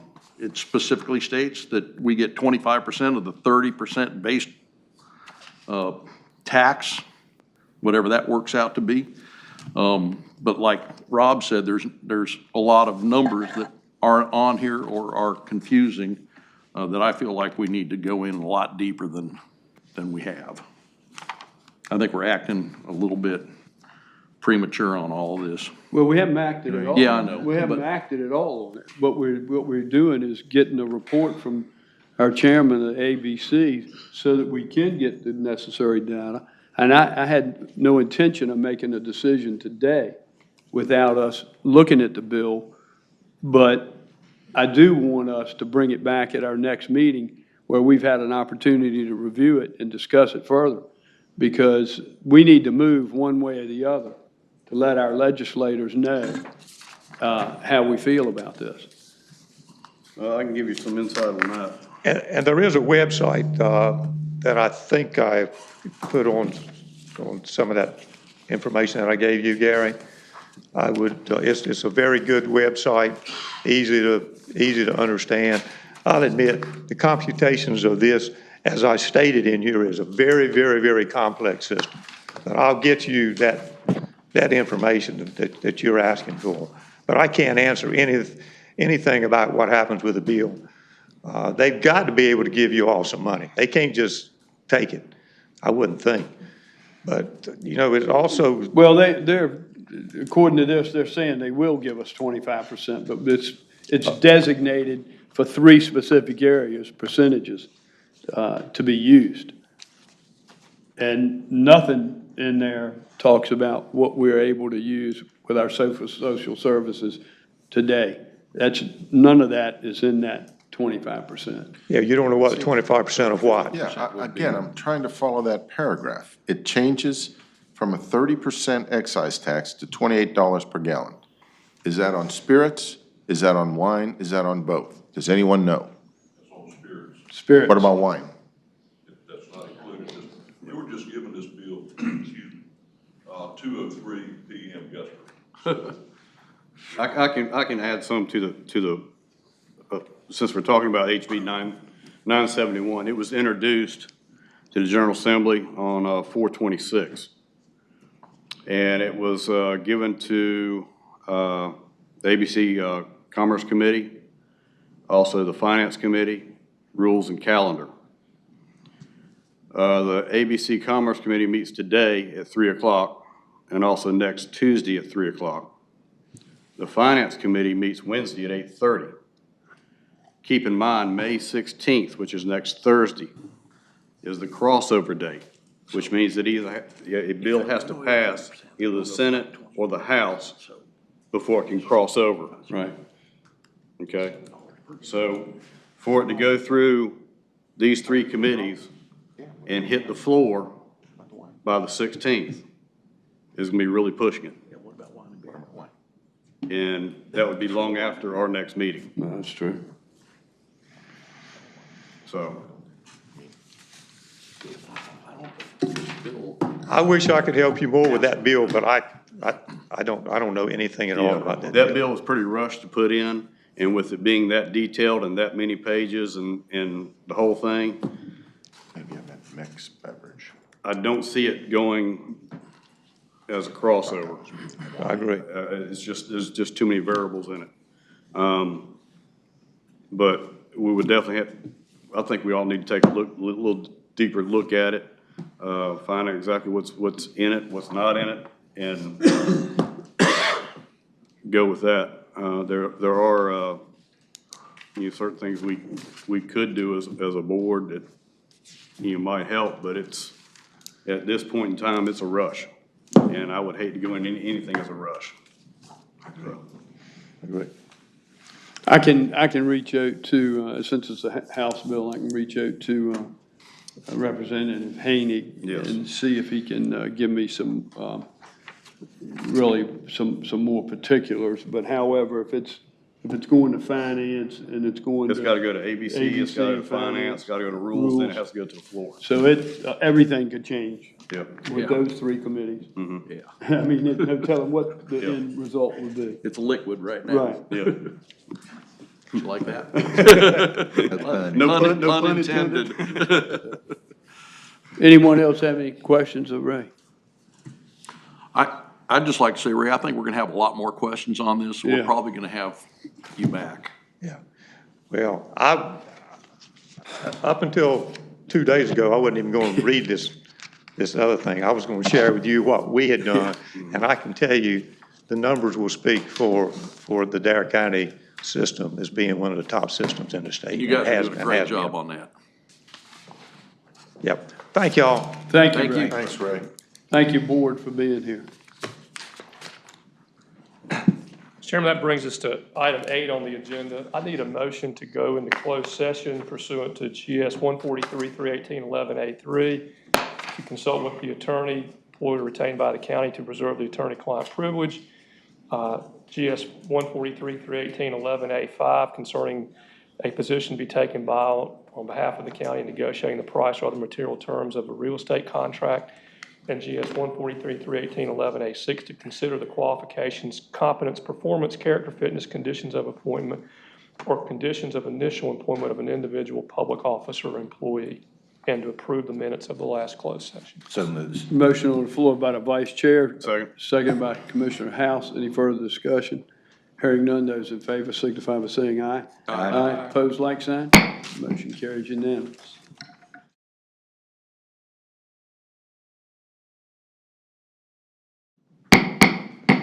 I'll call the board meeting back to order, and I'll turn it over to the county manager.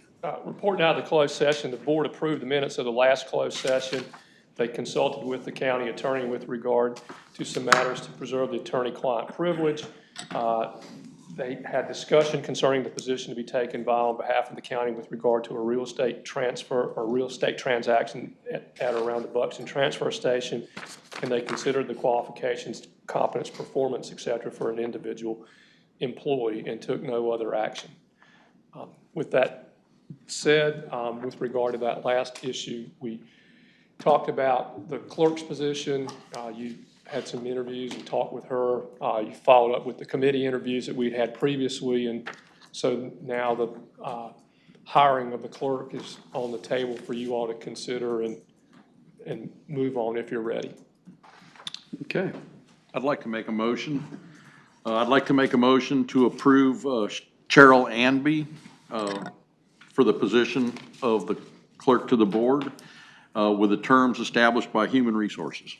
I'll second that. All right. Thank you, Commissioner Tobin. There's a motion on the floor by Commissioner Tobin, and it's been seconded by Commissioner House. Any further discussion? Hearing none, those in favor of the motion signify by saying aye. Aye. Opposed, like sign.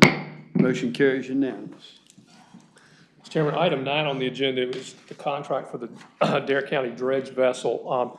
We'd like to pull that off of the agenda. There's some last-minute details that we've got to work out. There's a meeting coming up tomorrow, and hopefully we'll have that in a position to bring back to you at the next meeting. So we'll move on from that down to item 10, which is the consent agenda. And on the consent agenda, you have the approval of the minutes from April 15th and April 17th. You have a waterline relocation agreement for NCDOT Highway 12 Rodanthe long-term improvements. You have a private land burning agreement between Dare County and U.S. Fish and Wildlife Service. You have a request from the town of Manteo to delegate the approval of pyrotechnic permits. You have an NCDOT relocation agreement at Skyco and Toler roads. You have Social Services Division 14-month contract with Information, Inc. You have the Public Health Division contract with Outer Banks Women Care. You have a licensing and support agreement with the Register of Deeds. You have the Assistant Medical Director agreement. You have the audit contract for fiscal year 2019, and you have the tax collector's report. Thank you, County Manager. What's the pleasure of the board? Move to approve. There's a motion on the floor by Vice Chairman Overman to approve the consent agenda as presented, and it's been seconded by Commissioner Bateman. Any further discussion? Hearing none, those in favor of the motion signify by saying aye. Aye. Opposed, like sign. Motion carries unanimous. That brings us to your board appointments. First, you have the Dare County Board of Adjustments. The terms expire this month for Shelley Jones and Thomas Murphy. Both would like to be reappointed. You have applications from Michelle Estelle Lewis, Alan Moran, William Simmons, and Amanda Hooper Walters. Pleasure of the board. I'd like to make a motion to reappoint Shelley Jones and Thomas Murphy. Okay. Motion on the floor by Commissioner Tobin. Is there a second? Second. Second by Commissioner Ross. Any further discussion? Hearing none, those in favor signify by saying aye. Aye. Opposed, like sign.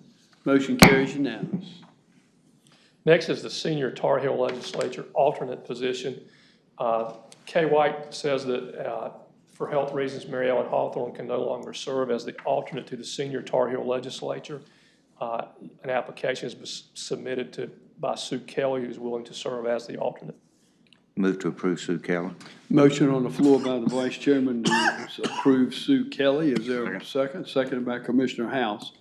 Any further discussion? Hearing none, those in favor signify by saying aye. Aye. Opposed, like sign.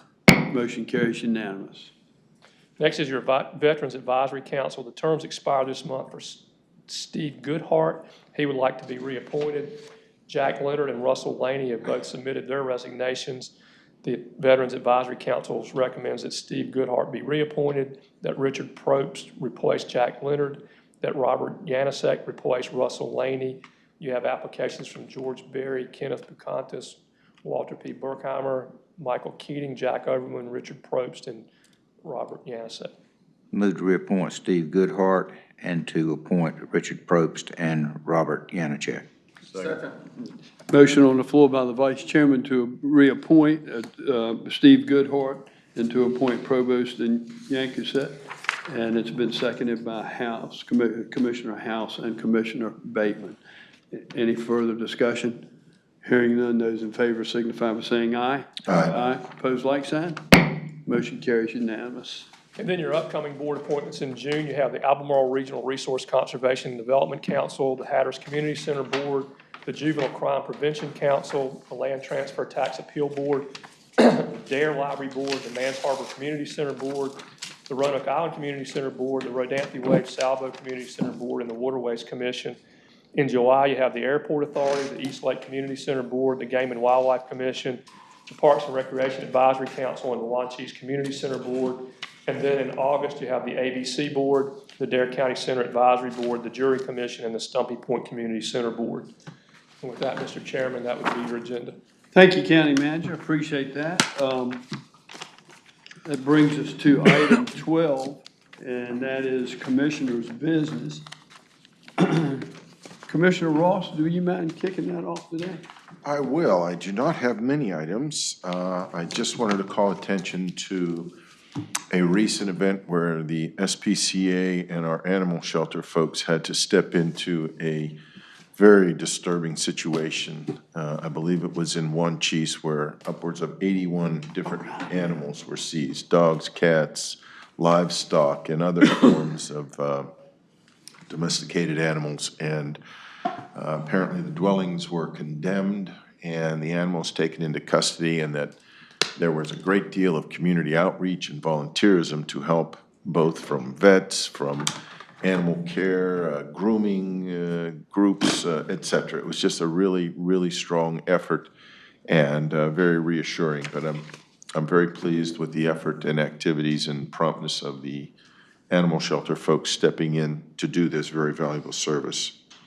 Secondly, on May the 23rd, at the Albemarle Commission headquarters in Hertford, there will be census training for all 10 counties within the commission area. And I think we will be sending one or more folks, looking at county manager, to participate in the census training as we approach our next census.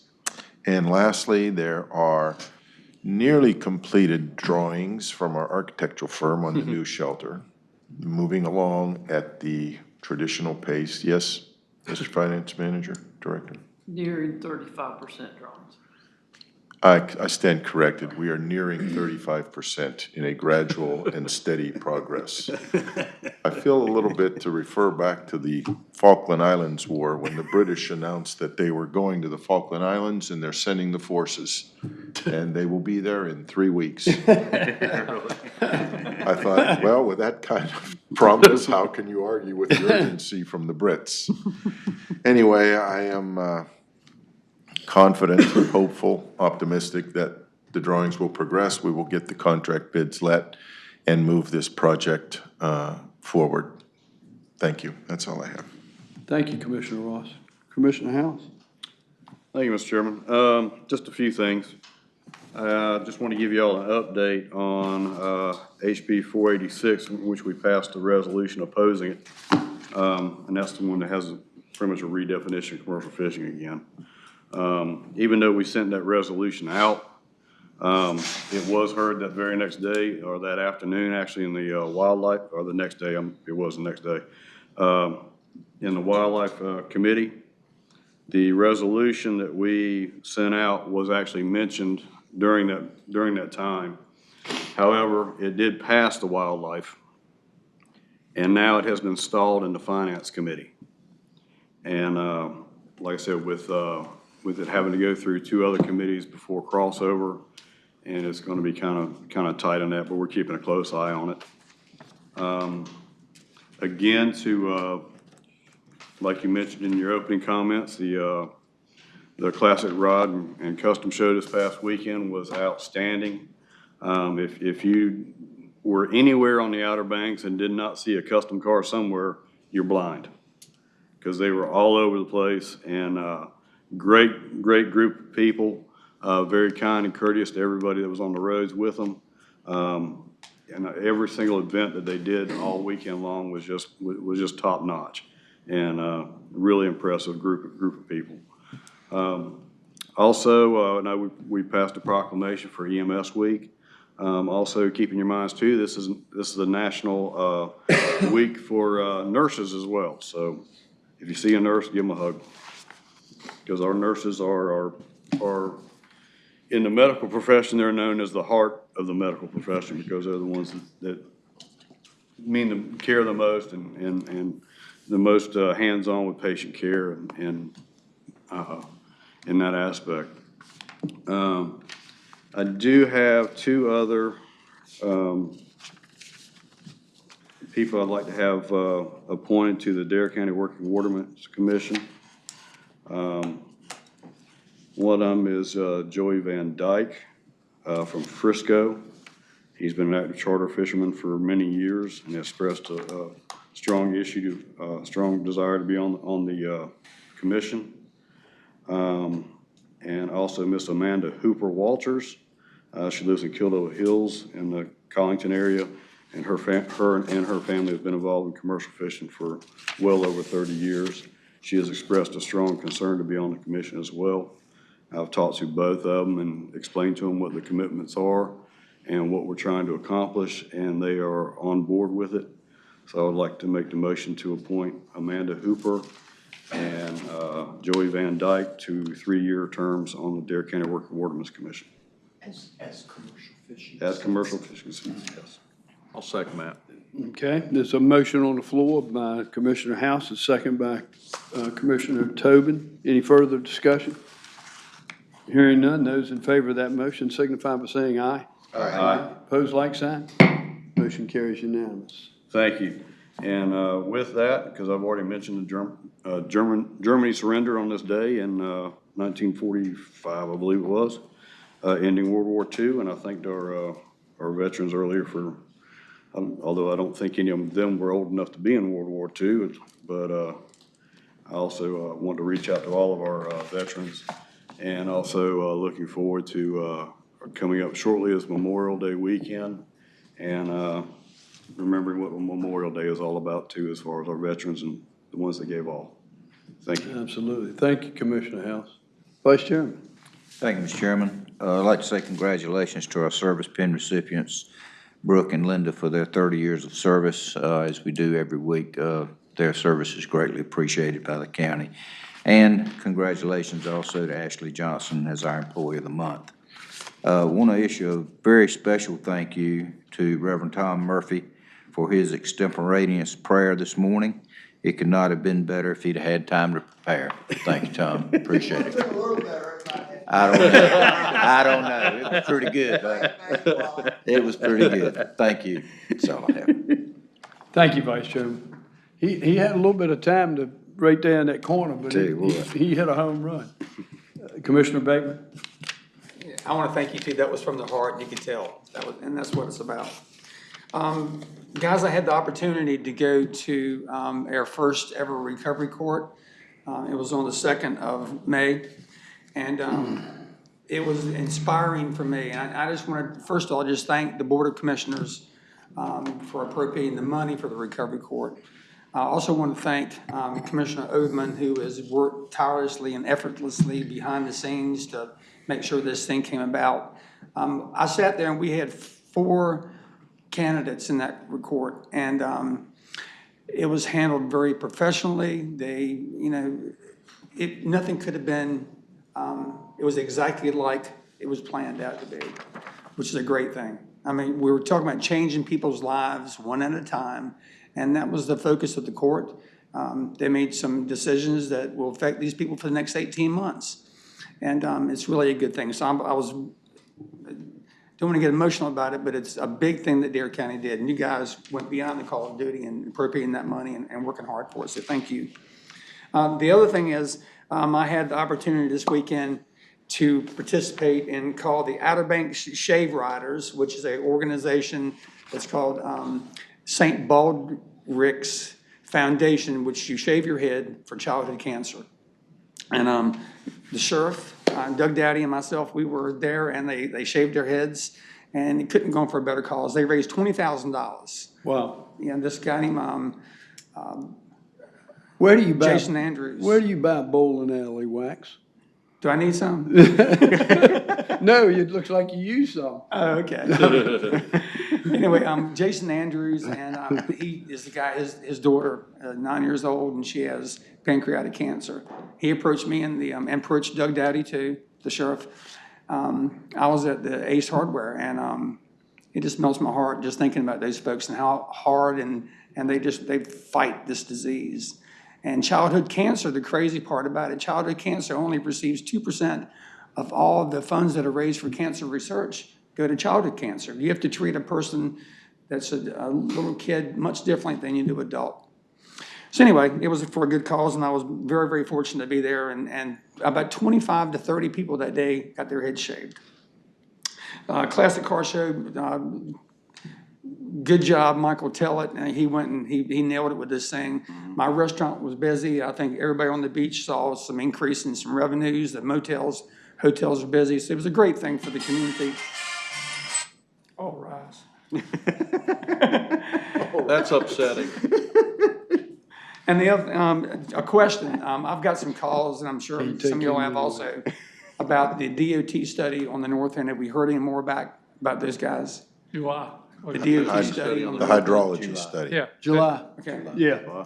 Okay, good. I met with that group about 3 weeks ago, and went at their annual meeting and filled them in on that. So told them it was going to be 1st of July before we got that. So there's a couple of people down there actually want to raise their homes and have applied through that federal program, but they're in the X zone, so I don't know that they're going to be approved to do so. Okay. Yeah. The other thing I was just going to bring up, are we going to discuss down south and the oyster beds? Or Yes, we are. Do you want me to start it off? Well, let's finish commissioner comments, and we'll address that issue if that's I'm done okay. then. Is that okay with you? Yeah. Okay. Commissioner Tobin? Okay, Bobby and Wally and I went down to Emerald Isle this past week to the North Carolina Beach Inlet and Waterways Association meeting.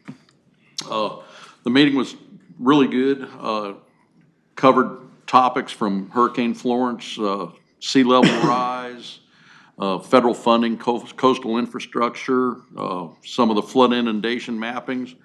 But two things happened that relate to Dare County. Willow Kelly gave an update on coastal homeowners and property insurance update. And it was a very, very, very comprehensive update. And I really think that the people from the press should reach out to her and get some of that information. It was really good. Also, Dare County was a presenter, and Bobby gave the presentation on where we were with the Dredge project. And that went really well. We were really well received, and I can't tell you how many people came up to me after the presentation, and they were very excited about the direction that it was going and how it hopefully can be a template for possibly another dredge being built for the rest of the inlets in the state. Next, we had a special meeting of the Oregon Inlet Task Force last week to address the contracts for the dredge. That passed unanimous, and Bobby and I will be going up to Raleigh tomorrow to meet with their attorneys and with them, with EJE, to further this process along. And last but not least, I had the opportunity to go fishing this past week and was able to ride through the inlet. And I don't know if any of you know, but the Merit has been out there doing some side casting. They're gone right now, but they've been out there doing some side casting. They were on the bar side casting to get enough water out there for those ocean-going tugs to take the bridge out to the sites where they're dumping the bridge. But there was 14 feet of water going over the bar. It wasn't the complete 400-foot width, but to go through the bridge, where they've taken the bridge out, we went through the bridge at about 32 knots. I saw that video. Yes, we went through the bridge at about 32 knots and across the bar. You couldn't even tell we were crossing the bar. It was absolutely fantastic and just a preview of what's to come. How far offshore is that, how far offshore is that reef they're building, Jim? There's multiple reefs. It's Right. all at the existing reefs. They're dumping some like where the box cars are. Oh, it is? Okay. Yeah, they're 15 miles maybe offshore. Gotcha. Some are even closer. 90-foot water. So how wide did they get that 14? I don't know. It's not very wide, but it is. Is it It marked? was 14 Is it marked? feet. It's right in the channel, yeah. Oh, okay. The channel's marked. Gotcha. And we just happened to be where they'd done it. Wow. But wow, 14 feet? Yeah, that's I can't ever remember doing that. since '02, Yeah, in 1802. yeah. Really exciting.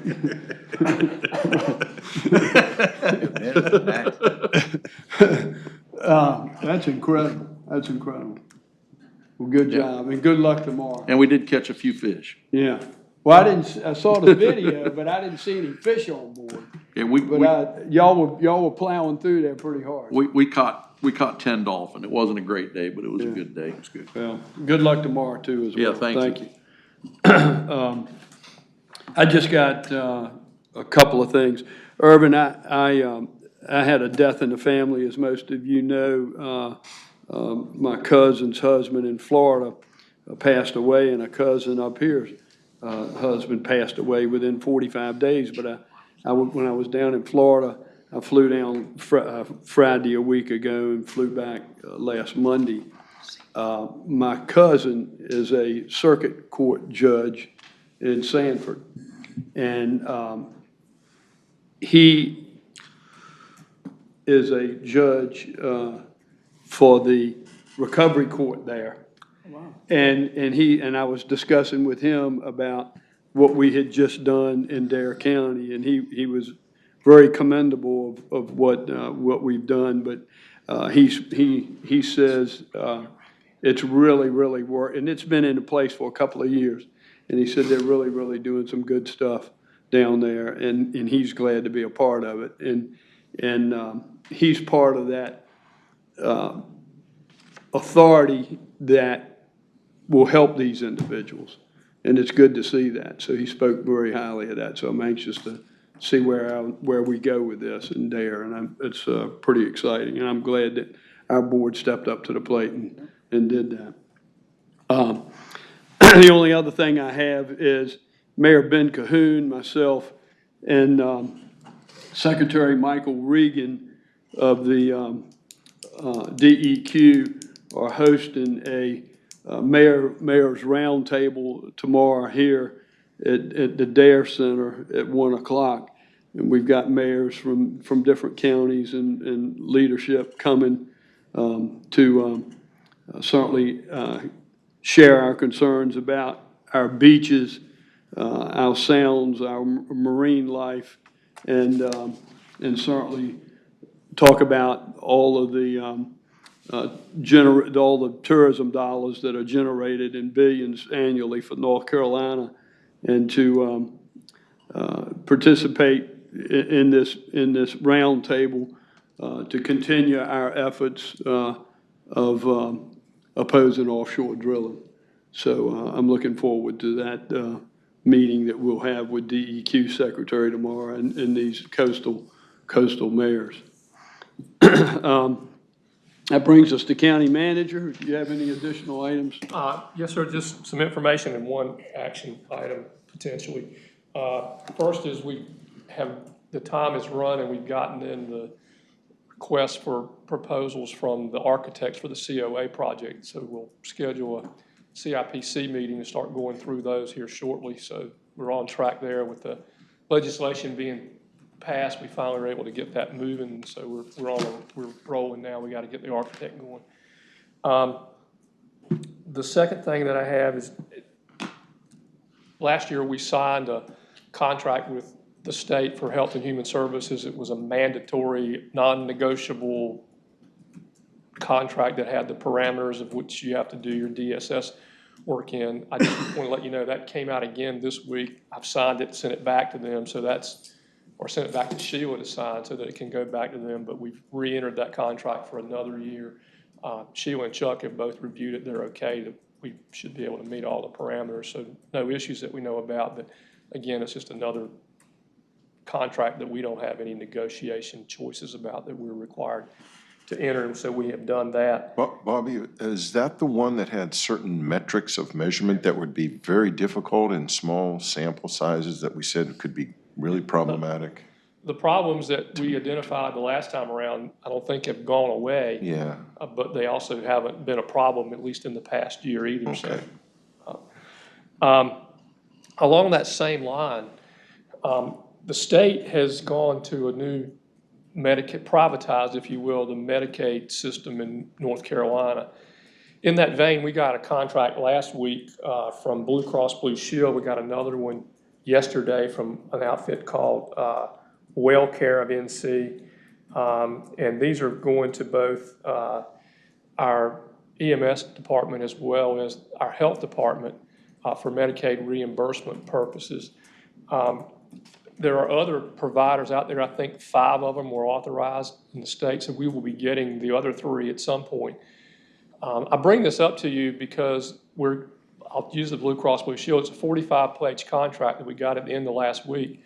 On the surface, it said we had to sign it and send it back by the 30th, and that it was non-negotiable if we wanted to participate. And it didn't have any of the reimbursement rates in it, and it had other problems in it as well.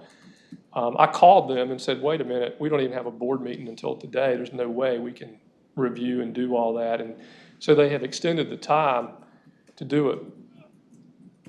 Wake County, for example, and other counties have hired outside counsel who are versed in Medicaid law. And to review their contracts, they have identified a number of problems that gave Wake pause for concern. And so Wake hasn't signed the contract as they try to negotiate a non-negotiable contract. Who drafted the contract? Blue Cross Blue Shield.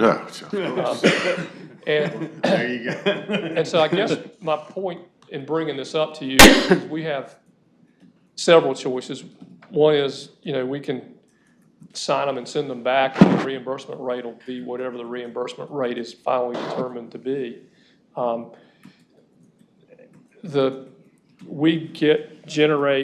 Jenny gave me some 6-month numbers. From July of last summer to December, we did about $135,000 of Medicaid reimbursed services just in EMS. I don't think that extrapolates out to double it for a year, but if you did double it for a year, that's about $270,000 of Medicaid reimbursement that we get on an annual basis.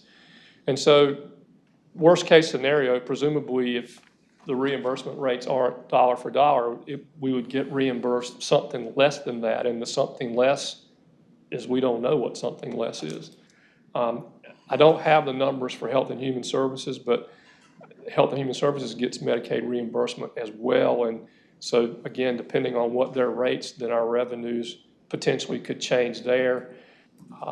What we're hearing is they're trying to get all these contracts in place so that these carriers can set rates and do all that. There's some parameters that the state's given them.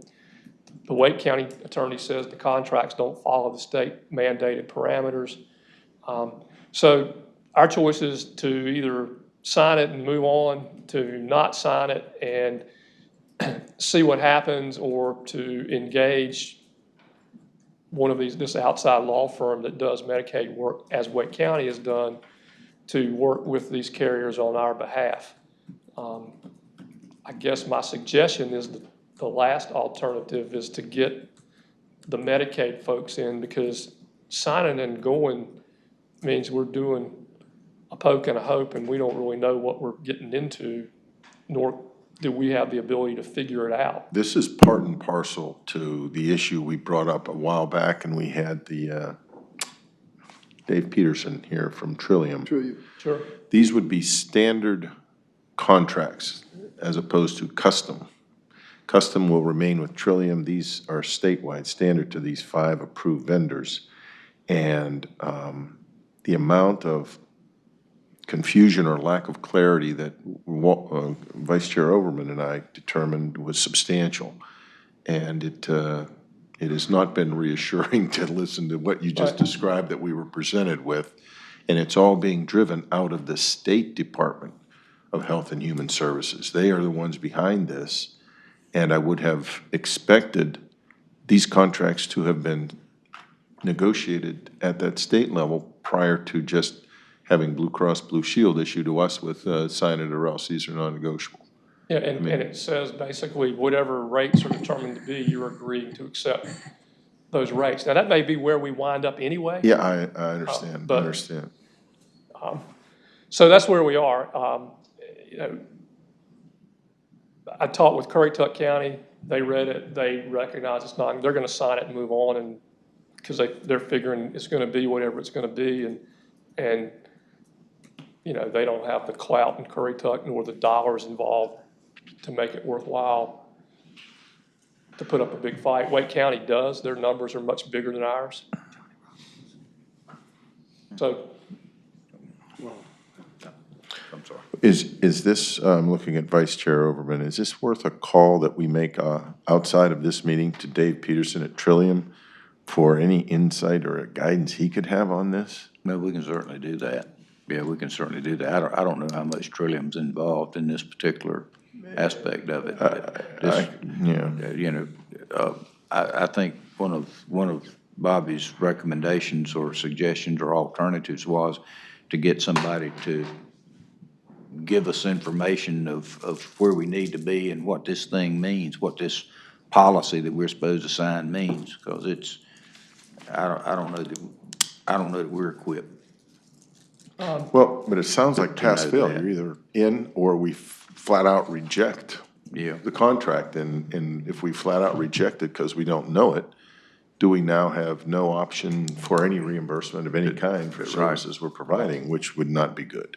When Jenny contacted Blue Cross Blue Shield, they told her that it had to be signed and back in their hands by April 30th, no ifs, ands, and buts. It was non-negotiable, and if they did not sign it, we did not sign it by then we would not be reimbursed by Blue Cross Blue Shield for Medicaid services. So if the patient selected Blue Cross Blue Shield of the 5 providers and we provided that service, we wouldn't get reimbursed for that. And of course, she called me in a panic because that was last week. And, and so anyway, I called Blue Cross Blue Shield and said, wait a minute. And they said, well, hang on, we understand, you know, you can have until, you know, mid-May. Well, so I've got some leeway, but, you know, they're telling us that if we don't do something by mid-May, then we won't be able to participate or get reimbursed by that carrier. But there were no rates in there, Bobby. What the rate said in there was it would be reimbursed at whatever the state mandated rate turned out to be whenever that occurred. I guess that's what it's going to be anyway, because we don't have a choice about it. I mean, the state's going to set a rate, and that's what I was hearing throughout these teleconferences that we were on, as well as the briefing we had seen, and I don't know of anything different. It's a very heavy-handed, top-down implementation from the state. In the standard plan, the folks who are going to be part of that standard plan, the enrollees in that, if I remember this correctly, get to choose among the 5 providers or 5 insurance companies, we'll call them, to handle their Medicaid issues, of which Blue Cross can be one of them. I mean, we may be getting 4 more of these things. We got one other one, and the other one wasn't. It was more people friendly. It was like, how about send us your information so we can start working on the contract, as opposed to send us a signed contract by tomorrow. The attorneys for Wake County identified several things that they said were problematic with that contract. One was it was not in concert with the North Carolina regulations. And so when the state went out to privatize this, they set out a criteria, and all the bidding companies had to meet that criteria. This lawyer says it doesn't do that. It doesn't. Second thing he says, there were some specific things as mandatory in the RFP, and several of those are missing from this contract.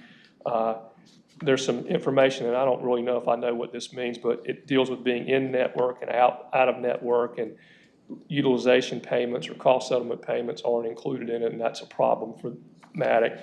And then he's concerned that the appeal process doesn't make sense, and it goes from no appeal, you have a problem, you're right in arbitration on day one with nothing in between. And those were the four major problems that the Wake attorneys, they've hired a firm called Ott, Cone, and Redpath in Greensboro to do their review. They're a firm that handles all healthcare issues. That's all that they do. The Redpath in that firm, I know him, I went to law school with him, but I don't know the other guys that are in that firm, but I know that's what they do.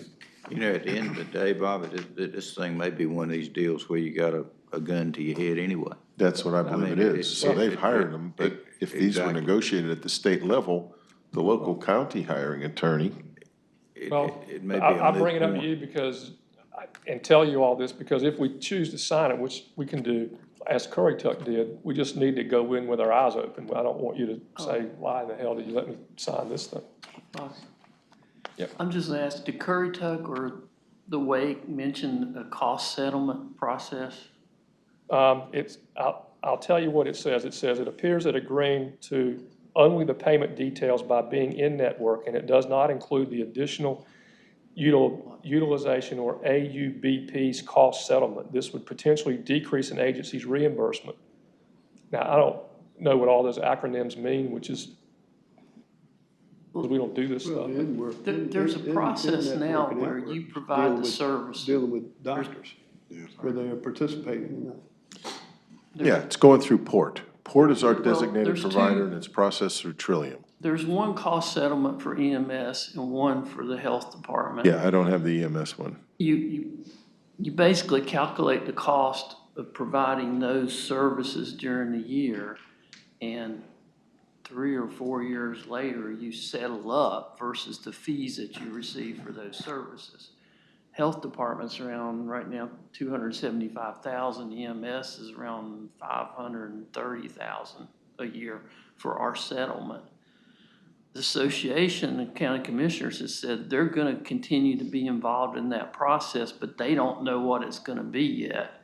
So I can't tell you that there's still going to be that, no matter what the rate is, that 3 or 4 years later you'll settle up and become whole. Settle up with who? Basically the federal government with the Delegate program. Medicaid? Yes. Yeah. The association said they thought the process, and they used the word thought, would result in no revenue change. But we don't have any answers on even what the process is going to be or if that's a guarantee. But my thinking is no matter, if the cost settlement stays in place, no matter what the rates are, at some point in time, you'll be settled, you'll be made whole if it's the same level.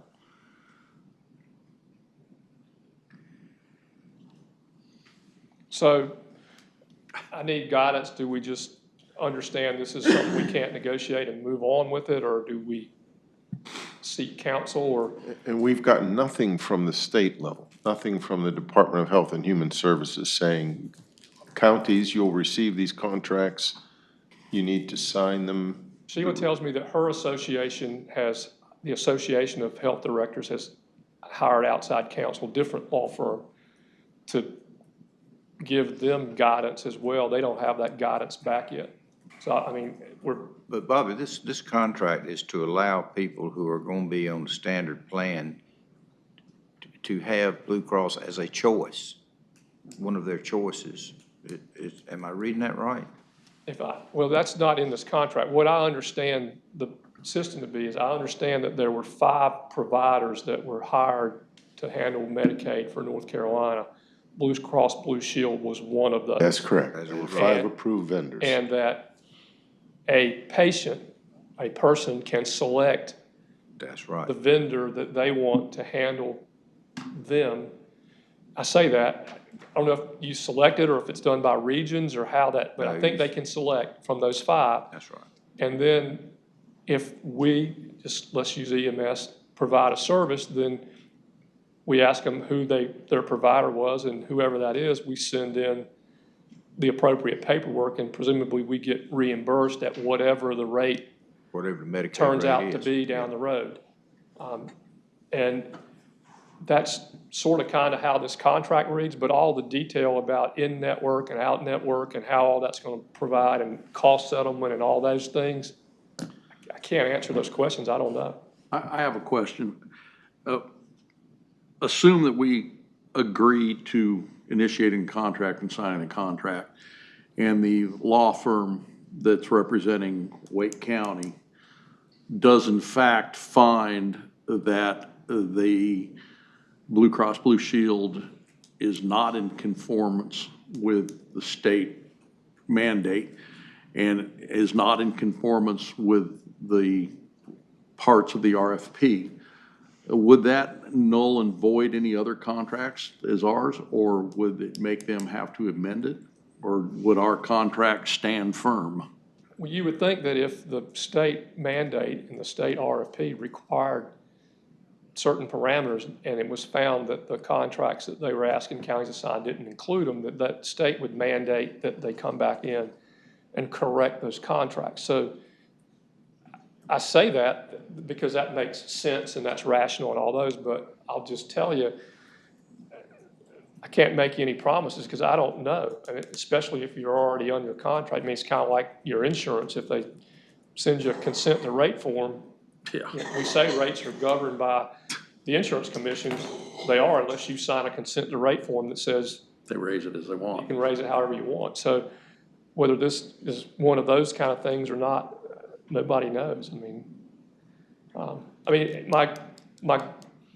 my gut says we aren't going to have much leverage in negotiating. My gut would tell you that if in fact it doesn't meet the RFP requirements, that the state would come back at a later date and make them fix it. Right.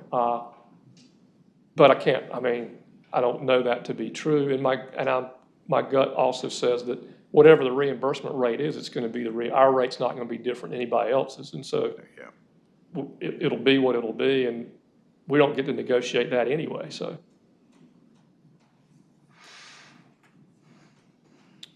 Is that it? That's it. So I need guidance.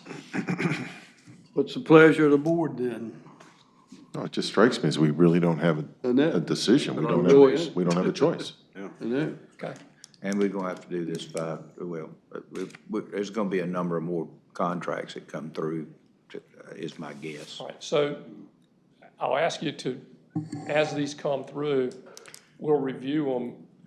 I can bring them each back, or you can tell me that if that's what they do, then we're authorized to move forward with those reimbursement contracts as they come to Although us. Trillium is gonna just be handling the tailored plan enrollees, we're gonna have somebody very knowledgeable here that may be able to answer some of these questions. So we'll pose those questions when Lisa's here. I guess my question for you is, I've got 2 on my desk. Do I sign the Blue Cross Blue Shield one and fill out the information for the wellness care one and move those forward? That's what I think I'm hearing. I believe, yes. Yeah, I think that's what we said. We don't have a choice. All right, and somebody make a motion to that effect. So moved. Second. Who made the motion? Commissioner Ross made the motion, seconded by Commissioner House. Any further discussion? Hearing none, those in favor signify by saying aye. Aye. Opposed, like sign. Okay, motion carries unanimous. And then the last thing I have is just information. We had a meeting last week with all the agencies involved in the Manteo Shallowbag Bay dredging project. Had some conversations with Ken Wilson again this morning about that. There's no real issues with the dredge part of it. The problem, as it's always been, is going to be the spoil area. We had 8 alternatives that we went through with the people there. with all the agencies, found out what their issues and problems were with each one, and now Ken's working with his staff to figure out of those alternatives, which one is the most expeditious and cost efficient to get permitted so we can get the process going along. We even talked about some opportunities to maybe pump and haul, where we put it somewhere and have someone haul it off. So we're gonna look at those, and he should be coming back to us with that pretty soon. But that project is in the process. We get calls, you probably get calls about it, and it's moving along. There's some dredge windows, so that, you know, we're in the dredge windows now, so, you know, it'll be after the summer probably before anything can be done, because we'll be in those dredge windows anyway. So anyway, Ken's on it, they're working on it, and we've gotten past the first stage, and now we got to figure out how to meet the issues that they raised at that meeting. Educate me on that last alternative. If you were to go down the road to pump and haul, would you pump to a land site, and then when you say haul, well, I'll just would that spoils be available to whomever? The last time that we did it, and we didn't do it here, we did it in Rodanthe, and just since you brought it up, we're about to do it again in Rodanthe. We're working on that now for the emergency ferry channel to get it ready to go before hurricane season. And so in that particular situation, we have a spoil site there by the harbor in Rodanthe. It's just not big enough to handle all the spoil. So what we've done in the past, and we've worked it out with one of the contractors, is rather than pay them to haul the spoil away when we put it in there so that we have capacity, we've worked out an arrangement where we give them the spoil in payment for hauling it away, and then they can sell it and they make their money on the other end. It works nice for them, it works nice for us because it doesn't cost us anything, and it gets the spoil out of there so that we have the capacity to get it out.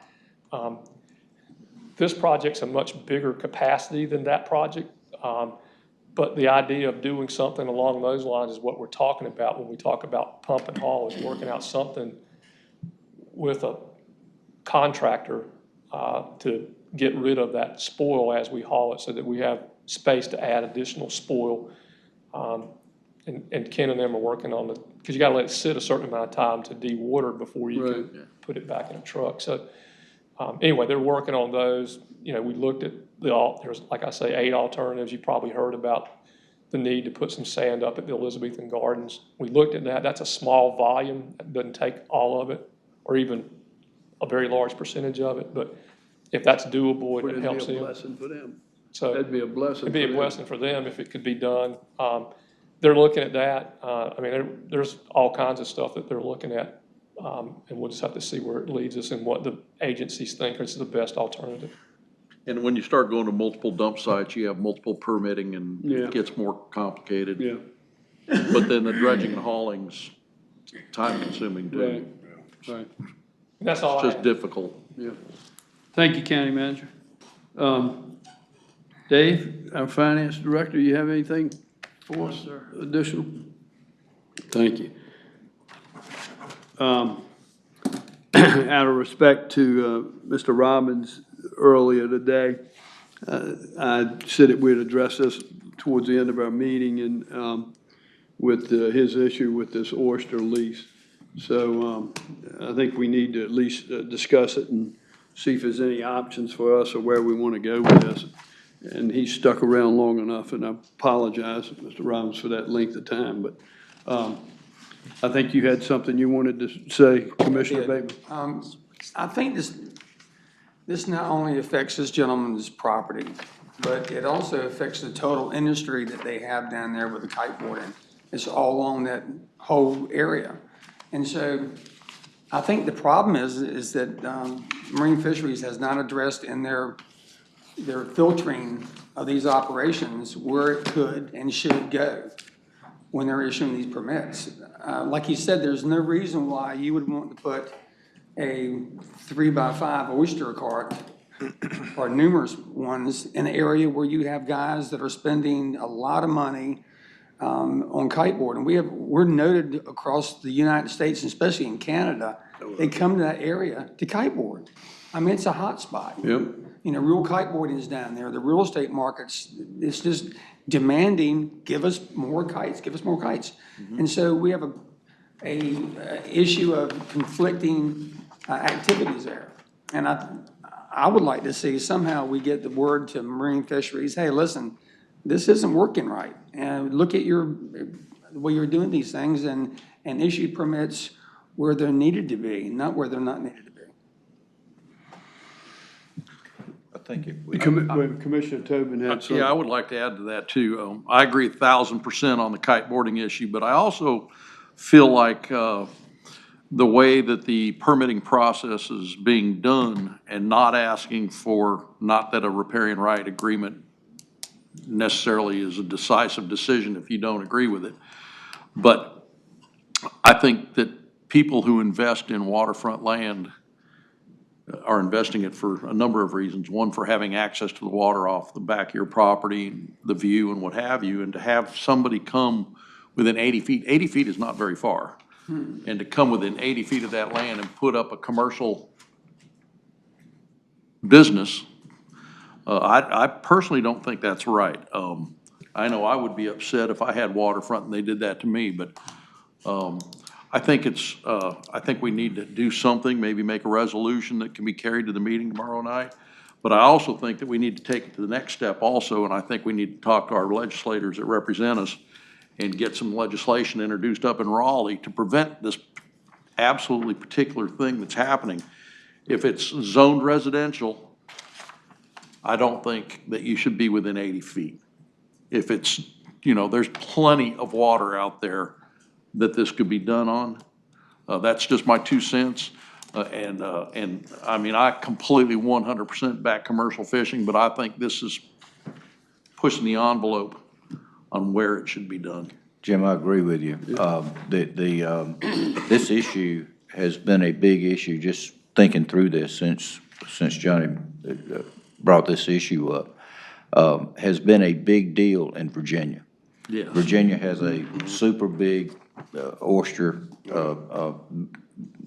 business up there, but these oyster farms just set off of people's property has created a furor, and you can read about it in a number of places.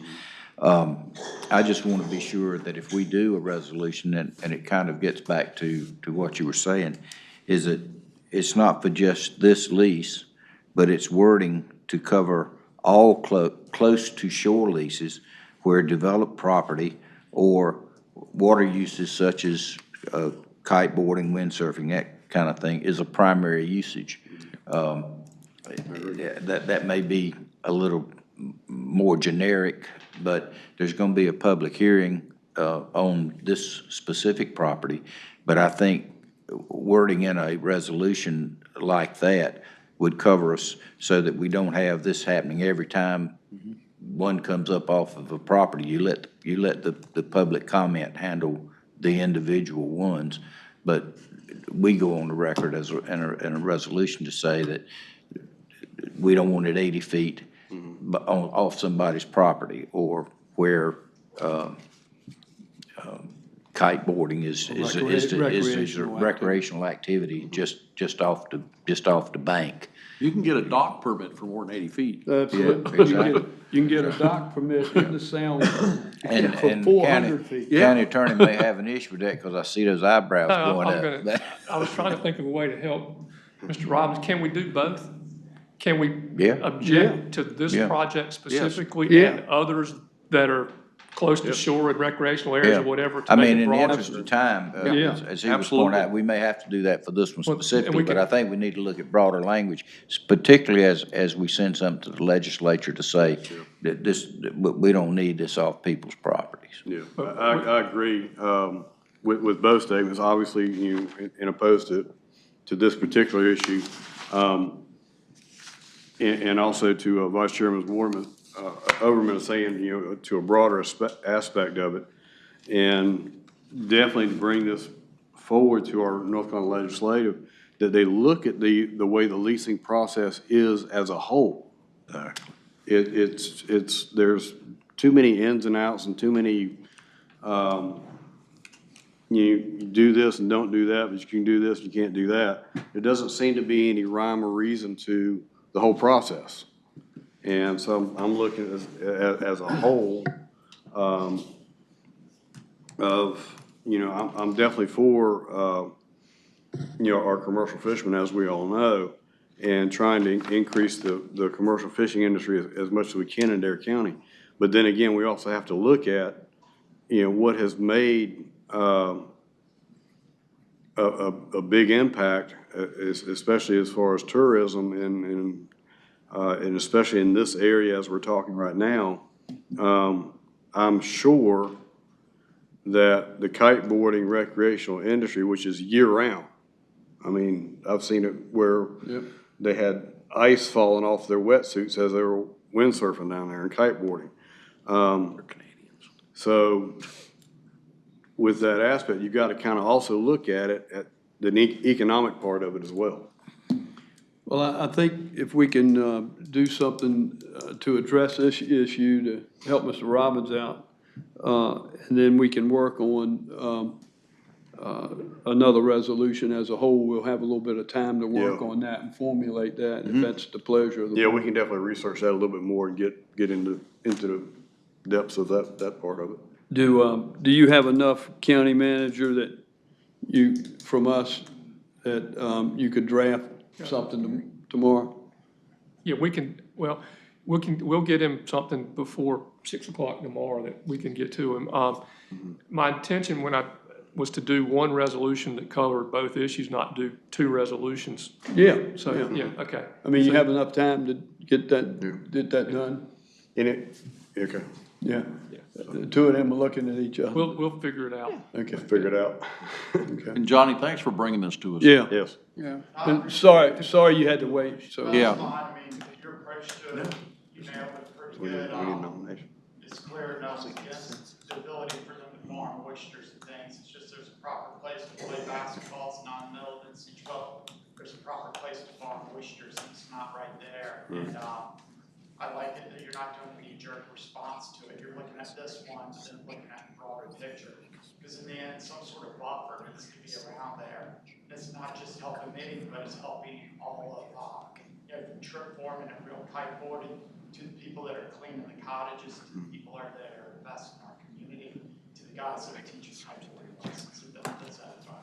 Okay. Yeah, and in my mind, it makes sense that your buffer would at least be outside of what they would allow for a dock. Well, I can tell you right now, on the Sound, they allow 400 feet. Yeah, I know, so it should be, minimum should be 500 feet, so you can get a boat in and out of there easily. So, Mr. Chairman, I'd like to make a motion. We set up a resolution opposing this project and look towards legislation changes in the way oyster leasing is conducted. Okay, motion on the floor by Commissioner House, second by Commissioner Bateman. Could you include that motion along the lines discussed, subject to the chairman's approval and authorize the chairman to sign it? Yeah, subject to chairman's approval. Yes. And signature. And signature. Okay. Motion by Commissioner House, second by Commissioner Bateman. Further discussion? Hearing none, then those in favor of the motion signify by saying aye. Aye. Opposed, like sign. Motion carried unanimous. And Mr. Chairman, I will make it a special point that if we have that resolution and give it to, once we have the resolution written and signed, I'll be more than happy to make that trip to Rodanthe tomorrow at 6 and present it. Great. Thank you, Commissioner House. Thank you, Mr. Robbins. Sorry for you. Yeah. Appreciate your patience. Let's just do another meeting. Thank you all. Thank you. That brings us to a motion to adjourn until 5 p.m. on May the 20th. So moved. Motion by Commissioner House, seconded by Commissioner Bateman. Any further discussion? Hearing none, those in favor signify by saying aye. Aye. Opposed, like sign. Motion carries unanimous. I missed